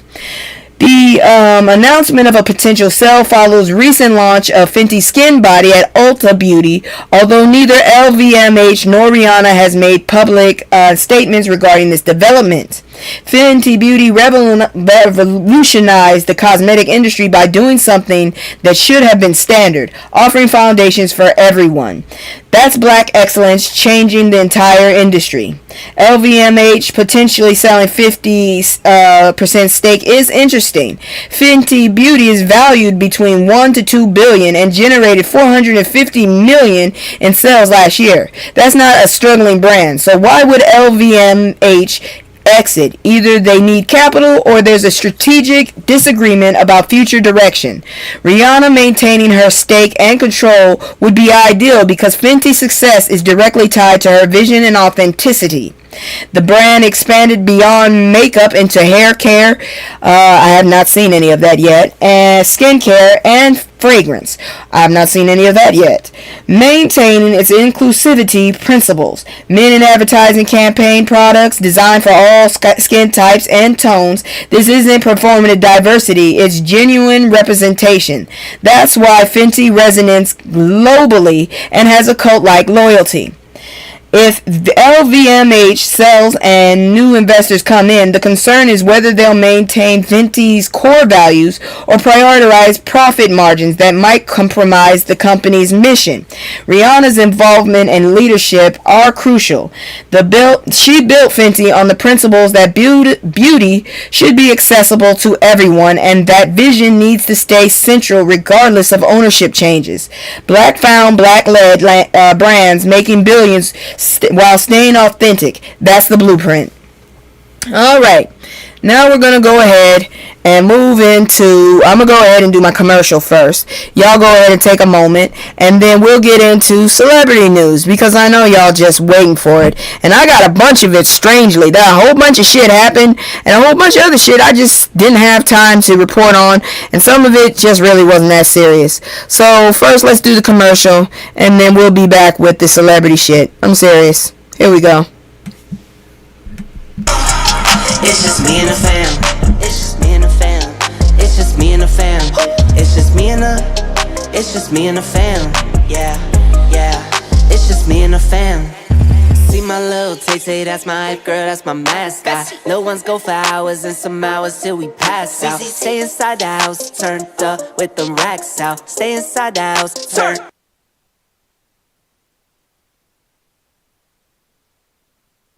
Anyways, Verzuz returns with epic No Limit versus Cash Money matchup on Apple.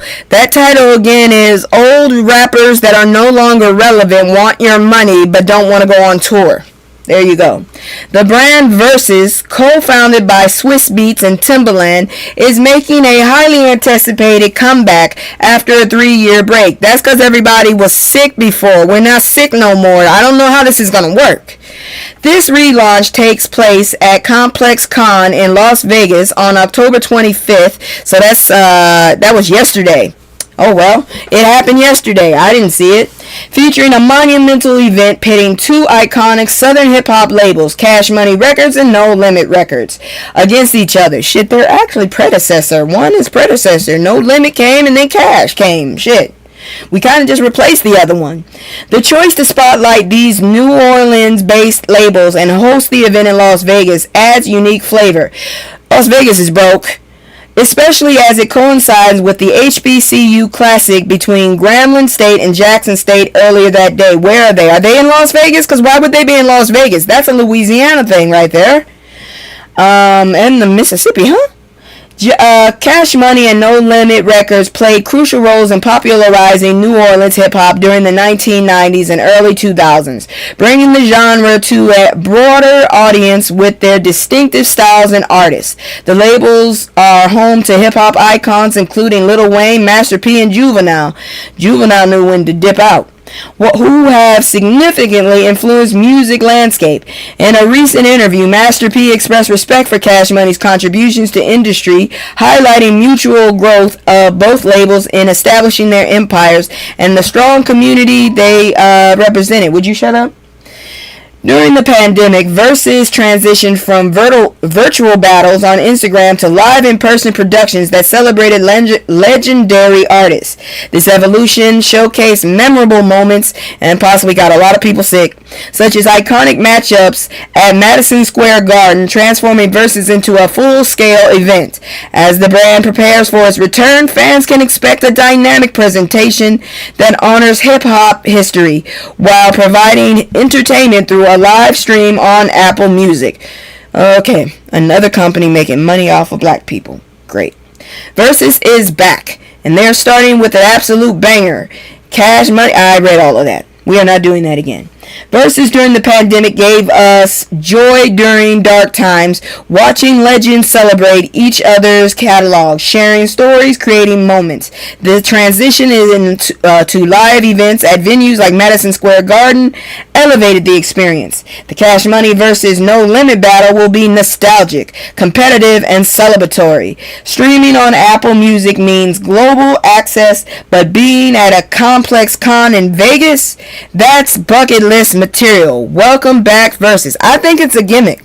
I think it's a gimmick, one, to help Vegas get back on their shit, and two, these two probably want some damn money. That's all I gotta say. But on a more interesting celebrity news, let's check this story out. This is not a drill. New Edition, Boys to Men, and Tony Braxton are going on tour. I wouldn't mind seeing that. I really wouldn't, but I ain't got the money. Boys to Men and New Edition, two legendary R&B groups, are set to perform together for the first time in 2026. The highly anticipated title, The New Edition Way, will also feature Tony Braxton as a headliner. She probably want to get away from her damn sister. Shit. In a promotional video, the artists emphasized they won't take turns on stage but will perform together, creating an immersive and dynamic concert experience showcasing their shared musical legacy. I don't know how this is going to work. They're going to have to figure out some kind of DJing to transition in and out. The tour promises a unique performance format with all artists on a 360-degree stage. People are going to get sick. I know they are. Offering fans an up-close experience. Please make sure nobody touches your shit. Gary Guidry, CEO of the Black Promoters Collective, highlighted significance of this collaboration, celebrating music and culture shaped by these iconic artists. New Edition will include all its members, while Boys to Men will feature Wanya Morris, Sean Stockman, and Nathan Morris, with possibility of Michael McCary making a surprise appearance. Why would you mention that if it's supposed to be a surprise? Anyways, fans eager to attend will have several pre-sale opportunities starting October 27th, that's tomorrow, for American Express card holders. Following this is a sequence of pre-sales in New Edition. Spotify and BPC will be available, culminating in general ticket sales beginning on Halloween, or whatever day you want to call it. This tour represents a significant moment in music history, embodying collaboration, artistry, and celebration of timeless hits. This is R&B royalty joining forces. Boys to Men and New Edition performing together, not taking turns, but actually performing together on a 360 stage with Tony Braxton. I don't know how that's going to work. It is a dream lineup for anyone who grew up on real R&B. These aren't artists chasing relevance. These are legends celebrating legacy. That's what I'm saying. New Edition paved the way for groups like Boys to Men. They showed the black male vocal groups could be sexy, sophisticated, and commercially successful. Bobby Brown, Ralph Tresvant, I had a crush on him. Johnny Gill, I had a crush on him until a little while later. Ricky Bell, Michael Bivins, had a crush on him. No, not him. I had a crush on Ronnie DeVoe until I got older and realized I have no taste. Each one contributed to a sound that defined an era. Boys to Men took that foundation and added harmonies so smoothly they made grown folks cry. End of the road, I was like 11 and I still cried. I'll Make Love to You on Bended Knees. These songs are embedded in black culture. Toni Braxton headlining adds another dimension. Her voice, her hits like Unbreak My Heart and Breathe Again. She sold over 70 million records worldwide. At one point, somebody told me I look like her, but I don't. The 360-degree stage format means intimate connection with fans from every angle. Gary Guidry and the Black Promoters Collective putting this together ensures black excellence is centered in production and promotion. Alright, so like I told you, we doing all of that. This is a multi-generational, parents bringing kids to experience the music that soundtrack their youth. That's a cultural transmission. That's a legacy, and I hope it is successful as hell. Now moving on to some stranger shit. Ain't this the dude that goes around eating food? I'm not sure. Let me know. Let me look at my phone because people are just acting up on my phone. I tried to hide the bitch, but I went ahead and cleaned my room, so I can't hide it under anything. Will be coming. Please be to let us in. Oh, okay. I got to do an inspection. All right. Anyway, let me do this one as well. And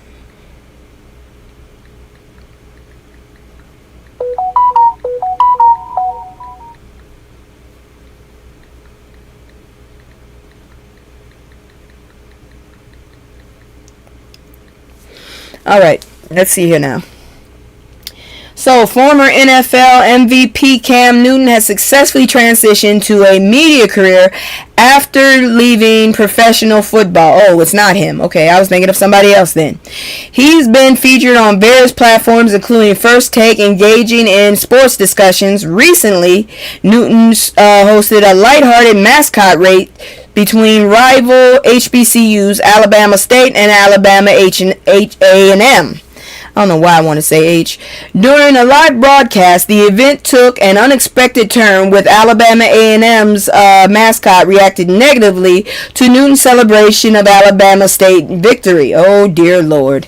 Here come the petty. During the broadcast, after the race, the Alabama A&M mascot knocked Newton's hat off, prompting a quick response from Newton. Oh, no. He playfully slapped the mascot's head and warned him to watch out before pushing him aside. The interaction escalated as Newton attempted to fix his hat, only for the mascot to continue banter by patting him on the back. Newton's reaction, which included a firm warning to the mascot, highlighted his competitive spirit and ability to handle unexpected situations with humor. I hope that wasn't a girl. Newton's public persona has been shaped by various viral moments over the years, showcasing both his playful nature and willingness to stand up for himself. I've only heard him when shit got real. I really don't know who the dude is.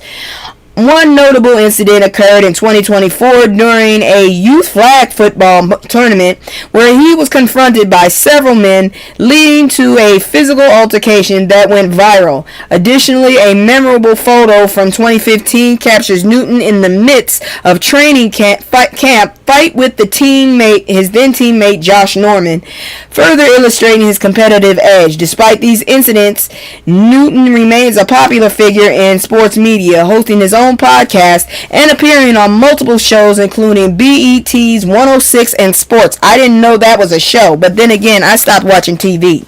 Cam Newton hosting an HBCU mascot race is exactly the kind of content that celebrates black colleges' culture while entertaining. Alabama State versus Alabama A&M is a real rivalry with genuine pride on both sides, so emotions were running high, even in a mascot race. We already said that, all of that. So his media career is thriving because Cam, it brings the same authenticity. He's not reading teleprompter scripts trying to sound neutral. He has opinions. He's charismatic and he supports HBCUs visibly and financially.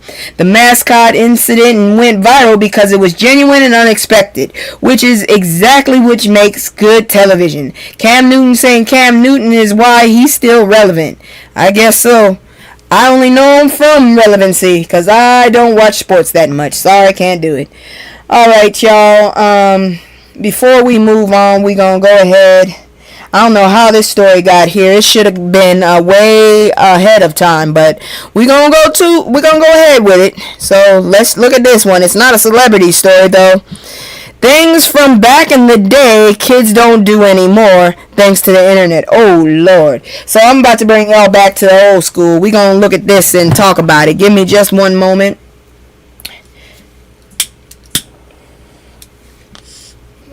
Here we go. So this article offers a nostalgic look back at a past generation childhood, highlighting experiences fueled by imagination and community rather than technology. I'm telling you, because I had to pedal that little car I had. I was so jealous when those battery powered ones came out. Ooh! It compiles defining. Give me a second. Y'all drink. Whew. You ever drink some water and just pinch you in the back of the eye? Good grief. Anyways. It compiles defining moments from our outdoor play and neighborhood interactions. Still not ready. Lord. Anyways. It compiles moments from outdoor play and neighborhood interactions to developing film and teen social events, suggesting these simple joys are largely absent in modern childhood due to technological advancement, safety concerns, and events like the panorama. Childhood once thrived without Wi-Fi, with days spent outside until dark, driven by imagination, neighborhood gossip, and corner store snacks. Common experiences included knocking on a friend's door and needing to get past their parents to ask if they could come outside. Calling a friend's house phone required politeness when speaking to their parents, often resulting in waiting all night for a return call. Hell yeah. The Candy Lady was a neighborhood staple, selling treats like Snickers, Twix, Capri Suns, with her location spread by word of mouth. Bikes served as symbols of freedom, with kids riding in groups without helmets or GPS, that's for damn sure. Neighborhood games such as Manhunt, Tag, I knew Tag, Double Dutch, couldn't do it but I could throw it, Hopscotch were popular. Hand clapping and patty cake games like Slide, Hand Up for 95, and Miss Mary Mac, I knew about those, were staples. Developing disposable camera photos at places like Kmart was commonplace. Nickelodeon's Worldwide Day of Play, starting in 2004, involved suspending services for hours to encourage kids to play outside. It doesn't help for people that are out of that age but still like kids shows, because it's very boring. Anyways, families use chunky camcorders to record home videos. Teen night at clubs provided a taste of grown-up life. Tween clothings like Limited 2, Justice, and Rave Girl were iconic. Yeah, that was a little after my time. Sleepovers involved staying up late at night watching scary movies and playing video games. Passing notes between classes filled with gossip or love notes was common. Circling desired items in Toys R Us catalogs. Ooh, I used to love those catalogs. With favorite pens was significant part of holiday preparations. No, that was just regular for me. This nostalgia hits different because it represents a childhood that can't be replicated. Knocking on your friend's door and asking their parents if they could come outside, that requires social skills and respect for adults. Calling house phones meant risking awkward conversations with someone's mom or dad. These were inconveniences. They weren't inconveniences, they were social training. The Candy Lady was an institution. Every neighborhood had one. Someone selling snacks out their house. Shit, I had about 4 or 5 of them motherfuckers.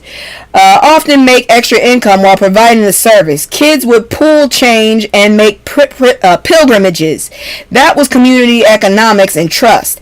Bikes without helmets or GPS meant freedom and responsibility. You fell off, you scraped up, you learned. Yeah, you did. Nickelodeon's World Day of Play suspending programming to force kids outside is unthinkable now.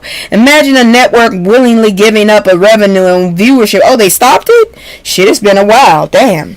Developing photos at Kmart meant surprise and anticipation. Nah, not no more. Shit, I was happy when I had a Polaroid and that motherfucker talks.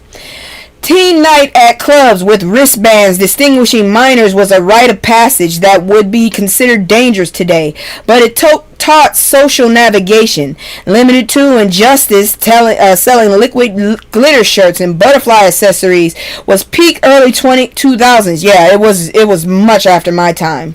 This childhood is gone, not just because of technology, but because of fear, overscheduling, and changing community dynamics. Kids today have constant connectivity, but less genuine connection. The question is, what do they gain from technology, and what do they lose from missing these experiences? You end up with a lot of autistic-esque kids. That's what you end up with. They don't know how to talk to people face to face, but that's neither here nor there. For some reason, that was in the middle of my goddamn celebrity news. So let me go on and move, because now I'm going back into celebrity. That was a little weird. So sorry about it. Yes, my head just went through that. I'm leaned back. Shit. Well, we gonna move on, because the next story is celebrity again. God dang it. Let's do it. Ain't nobody got time for that. Another blockbuster, Michael B. Jordan in talks to star in Miami Vice reboot. I watched it a little when I was little. For some reason, my taste in television, they kind of went down. Because I think I was watching sophisticated shit when I was little. The shit I'm watching now, damn. Anyways, Michael B. Jordan is generating significant Oscar buzz for his role in the upcoming film Sinners, directed by Ryan Coogler. At 38, Jordan is exploring new projects, including a potential film adaptation of the iconic 1980s TV series Miami Vice. I used to want the curly, green-eyed dude to be my dad. I really did. Reports from The Hollywood Reporter and Deadline indicate he's in talks to portray Ricardo Tubbs, originally played by Philip Michael Thomas. Exactly, that guy. The new Miami Vice. Didn't they just make another Miami Vice already? Do we need a new one? Anyways, the new Miami Vice movie would mark the series' return to the big screen more than 18 years after 2006, featuring Colin Farrell and Sonny Crockett as Sonny Crockett and Jamie Foxx as Tubbs. Honestly, I don't remember. I remember it for a little bit, but I don't think it did that well. The earlier film, directed by Michael Mann, grossed over $163 million globally. Academy Award-winning nominee Austin Butler is reportedly in negotiations to take on the role of James Sonny Crockett, setting the stage for a fresh take on the classic drama. I don't know who that is. Joseph Kosinski, it ends with ski, that's all I can do, has been selected to direct the upcoming Miami Vice film, which aims to draw inspiration from the landmark pilot episode and trend-setting first season of the original series. Are we going back into the 80s, or is it going to be in this time? What is it?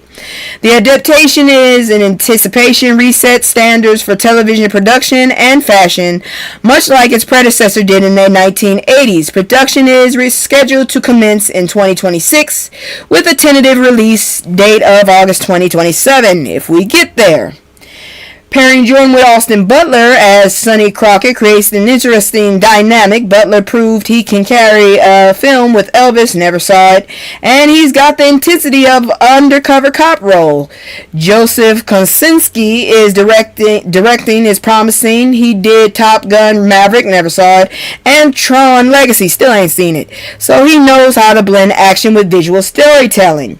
Production, like I said, the production is starting. This could be Miami Vice's new generation. I don't understand. Maybe it's because I'm so damn old now. I guess that's what it is. Because shit, it feels like that movie just came out and I still wasn't paying attention to it then. So I don't know if I'm going to pay attention to it now. But I do want to know, how is his hair going to look? Because I never looked at Jamie's either. These are not, Jerry Curl wearing people. I'm just saying. I don't see him with it. If I do see it, I just feel like his head would be very greasy. I'm just saying. But moving on. I wish I would stop hitting that damn button. So here's an update. I reported last week that Candy said, come on, let's talk. So I guess Soulja Boy had some estrogen, took some testosterone and manned up and finally apologized. Look, a lot of women are very high strung. I can't handle it, okay? Most of my friends are male, and the females that I am friends with are not very feminine, okay? So I can't, yeah. Anyways, I overreact sometimes. No duh. Soulja Boy offers apology to Kandi Burruss after a profane rant. How about you do that shit offline and don't let everybody know, including the person, so you don't have to do these apologies. It's called growing. You a grown-ass man. How many kids you got by now? Soulja Boy, he ain't even a boy anymore. Soulja Boy has decided to retract his aggressive comments towards Kandi Burruss, effectively putting an end to their brief feud. This is what happens when you stand up to a bully. After a live stream where he insulted Burruss in a response to her interview with former videographer Charlie Rocket, he has publicly apologized. During a recent live stream, Soulja Boy expressed regret for his actions, acknowledging he sometimes overreacts to what he sees online. He requested Burruss's apology, accept his apology, emphasizing his respect for her and admitting her often misdirected his anger. The conflict arose when Burruss interviewed. We already said that. This led Burruss publicly inviting Soulja Boy to confront her directly, suggesting the need for a face-to-face in discussion, because he basically went off on her ass when it wasn't even her situation that did it. It was her just platforming a dude that talked his mouth off. In a surprise turn, Soulja Boy has chosen to de-escalate the situation, recognizing negative impact of his earlier remarks. Because you are kind of toxic, sir. His decision to apologize reflects a desire to move past the conflict and restore mutual respect as both artists navigate complexities of public perception. Soulja Boy acknowledging he sometimes overreacts and often misdirects his anger shows self-awareness, but obviously not self-control. Social media makes it easy to pop off without thinking, especially when you're responding to something that upsets you. But going live to apologize, taking responsibility, and expressing respect for Kandi, that's the right move. Or you could practice self-control, take a few breaths, and think about the situation before you pop off. Just saying. This also reflects well on Kandi. She stood her ground, didn't back down, and essentially called his bluff. When someone challenges you respectfully but firmly, and you realize you were wrong, the mature response is to apologize. Soulja did that. This beef is over, and honestly, this is how conflict should be resolved. Acknowledge mistakes, apologize genuinely, and move forward. That's better than letting it escalate into something worse, like the jackass in office right now. Jesus. But that's it for celebrity news. We are going to go ahead and move into health. But before I do that, let me go ahead and promote this. I accidentally popped it up the first time. So let me go ahead and shout it out. This is CBD Honey Lips. If you like your lips popping and you also like to be calm, check this out. This is a black-owned company. You can find her on Twitch, Instagram, and Threads. So check this out, and I'll be right back with health news. Where the hell are my promos? Matter of fact, where are my promos? There they go. All right, check it out.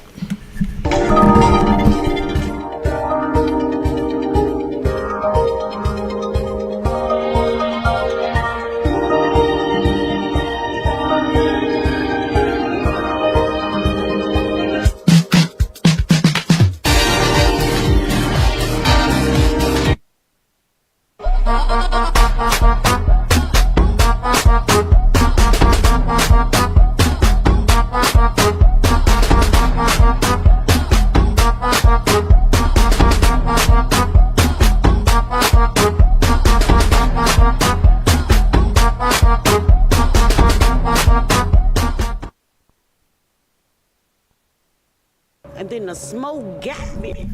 That was the wrong one, but I don't care. I went through it. I got another one. Anyways, how sleep affects chronic disease. Why rest deserves a place in your care plan, so you can't just be sick and up all night. I'm telling you right now. New research shows a significant connection between poor sleep habits and chronic diseases, including diabetes, heart disease, obesity, and depression. Oh, well, there you go. Health experts are increasingly recognizing sleep as a vital component in both prevention and recovery from these conditions. The CDC has highlighted serious long-term health outcomes associated with the sleep deprivation and sleep disorders, indicating that addressing sleep issues is essential for managing chronic illness effectively.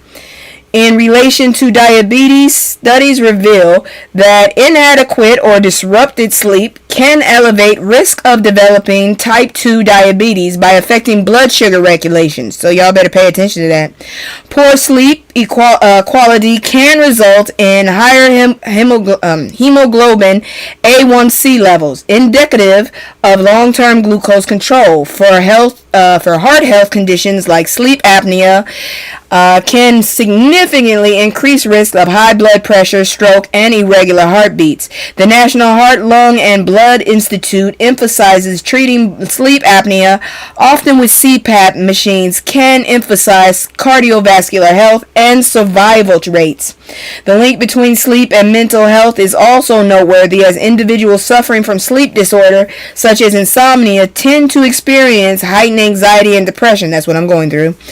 Research indicates sleep problems often precede mental health diagnosis, and with substantial numbers of teenagers and young adults showing increased rates of depression linked to poor sleep. I did not sleep much when I was younger. Furthermore, a global study underscored importance of maintaining regular sleep schedule, as irregular sleep patterns can lead to higher risk of various diseases. Prioritizing sleep and making adjustments to improve sleep quality can be crucial for overall health and well-being. Sleep is not optional, it's fundamental to health, yet Black communities often struggle with sleep due to multiple stressors. Work schedules, financial stress, discrimination, and health conditions all contribute to poor sleep quality. The research confirming connections between poor sleep and diabetes, I said all of that, is critical because these are diseases that are disproportionately affecting Black Americans, alright? The diabetes connection is particularly important. Black people already have higher rates of diabetes too, and if inadequate sleep elevates risk further by affecting blood sugar regulations, that's another layer of health inequity. Shut up. This research confirming connections between poor sleep and diabetes, heart disease, obesity, and depression is critical because these are diseases that disproportionately, I already said that. Good grief. Anyways, also higher hemoglobin A1C levels mean worse long-term glucose control, leading to complications like neuropathy, kidney disease, and vision problems. Let's see here now. The mental health condition is also crucial. Insomnia and sleep disorders, heightened anxiety and depression, with sleep problems often preceding mental health diagnosis, meaning addressing sleep should be part of the mental health treatment. It is. I have some. Black communities sometimes dismiss sleep issues as weakness or luxury rather than medical necessity. It's true. We're always on the grind. Maintaining regular sleep schedules is challenging when working multiple jobs, shift work, or dealing with unsafe neighborhoods that make restful sleep difficult. This isn't about personal responsibility. It's about systemic factors affecting sleep quality. Healthcare providers need to ask about sleep, and communities need education about sleep as a foundation and health priority. There you go with that one. Alright, we're going to move on to the next story in health. This one has a celebrity. I just did not, manage the storyline up very well. So, inside Rick Ross's health transformation. Lord have mercy. Rick Ross, known for his confident public persona and being very loud, faced a life-altering moment when he suffered 2 seizures in 2011. Damn, I didn't hear about that. One occurring mid-flight at the time he weighed about 350 pounds. God Dang. Maintained poor sleep habits, just talked about that, and had an unhealthy diet. Following his alarming incident, his doctor urged him to change his lifestyle to avoid severe health consequences. This wake-up call prompted Ross to rethink his understanding of strength and recovery. In response to his health care, Ross collaborated with Reebok trainer, if you got the money, I guess, to create a fitness program named Ross Fit. Why? Just why?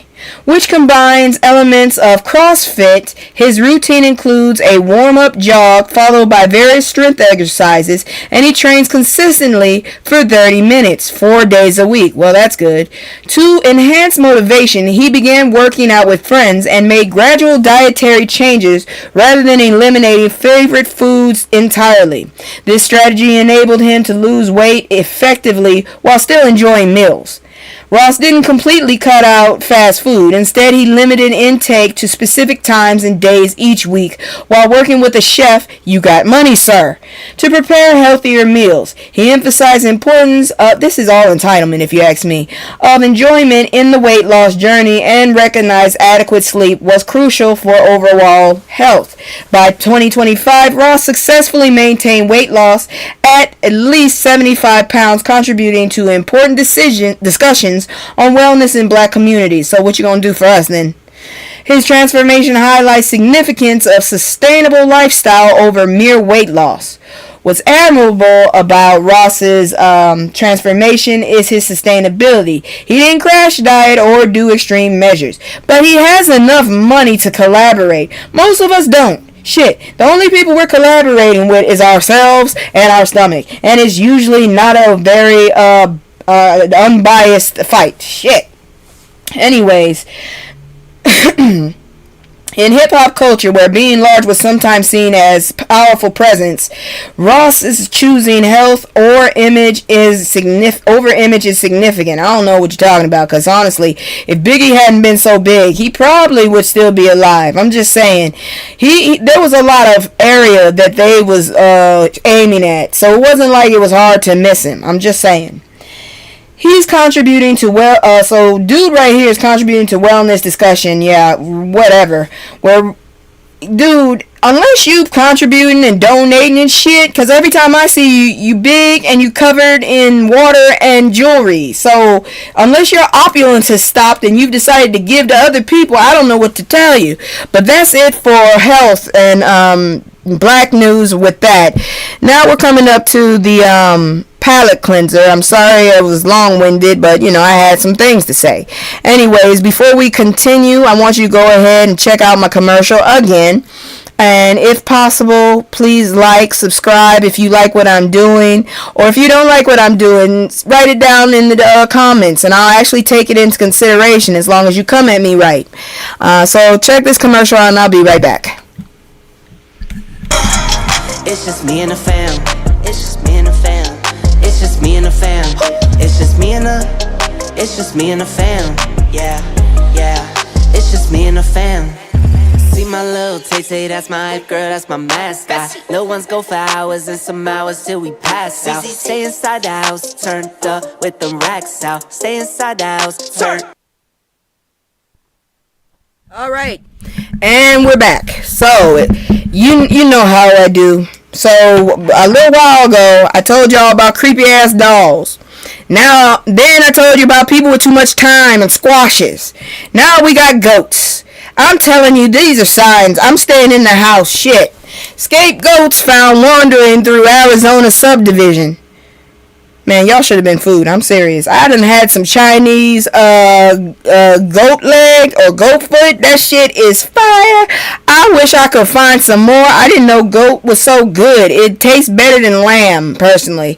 But anyways, police in Arizona are on a mission to find the owner of a group of goats that were found roaming freely in a residential area.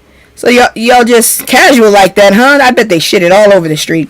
The Marina Police Department shared engaging photos and videos on social media depicting the goats as furry fugitives. You saying that. Them motherfuckers fighting for their lives. After they were rounded up in the Colina de Anaza subdivision. The lighthearted nature of the incident has captured community interest, showcasing the playful side of police work. I bet you the people that had to clean that stuff weren't feeling playful. The Marana police took action to safely bring the goats into custody after they were spotted in the neighborhood. The department humorously referred to the goats as friendly suspects, indicating the animals posed no threat and were likely just enjoying their adventure in the subdivision. And advantage, shit. This unique situation has drawn attention from residents and online followers alike, highlighting community connection with local wildhood. Now the goats are in police care. The department is focused on identifying their owner. I bet that motherfucker's running. The goal is to ensure the goats can be returned to their rightful home. They probably were released because they couldn't be afforded anymore, and he didn't know how to butcher them. The Marana police have made it clear they're working diligently to resolve the matter and reunite the animals, there goes some money, with their owner, emphasize the importance of responsible pet owners in the community. And we're ending with, so I don't know what to tell you, but the story reminds us that not everything has to be serious. Sometimes news is just goats on the loose, and that's okay. Not if they get in your laundry or try to eat your food or try to eat your clothes, or then you got your pants with a big old hole, or maybe I'm watching too many cartoons. I don't know. Anyways, they're saying it's a lighthearted moment. I'm thinking about property damage. The Marana Police Department handled this with humor and care, which builds positive relationship with the community. But you still haven't found the owner, have you? I bet you ain't gonna be able to find that joker. I wouldn't be found either. What we're looking here is an owner that ran out of money, couldn't afford these jokers anymore, and let them go somewhere where no one would connect them to him. He is on the run. He is trying to save money. He don't want those goats back. I say y'all keep them for a certain amount. If it don't work, cook them. That's just me. Cook them. Because I'm pretty sure they don't smell all that fragrant either. I've been to farms and zoos. Them motherfuckers stank. Anyways, that's it for the news tonight. Thank you so much for coming. As always, if not for y'all, I would be nothing. I'll be back on Wednesday. And hopefully this week I can start work on the new series. I have already put out a little preview of the openers. The first one is I Got Smoke, where I try to teach y'all about shit these motherfuckers are lying about, like tariffs. And the other one is FBA Exodus. You don't have to be an FBA, but just a black person trying to get the hell out of here. Yeah, that's for y'all. And hopefully I'll be able to pull them out soon, because this is the last week of school. I finished my reports, and all I got to do is focus on these last readings and discussions, and that will be it. So with that in mind, thank you so much for coming. I love y'all, and good night. Where's my outro? God dang it. Oh, there it is. Oops, that is not the outro, you lying motherfucker. Damn it. Or is it this one? It's this one. I can't stay. No, I always gotta go. Playing house, this ain't a home with my soul. On the road, I can't stay. No, I always gotta go. Playing house, this ain't a home with my soul. On the road.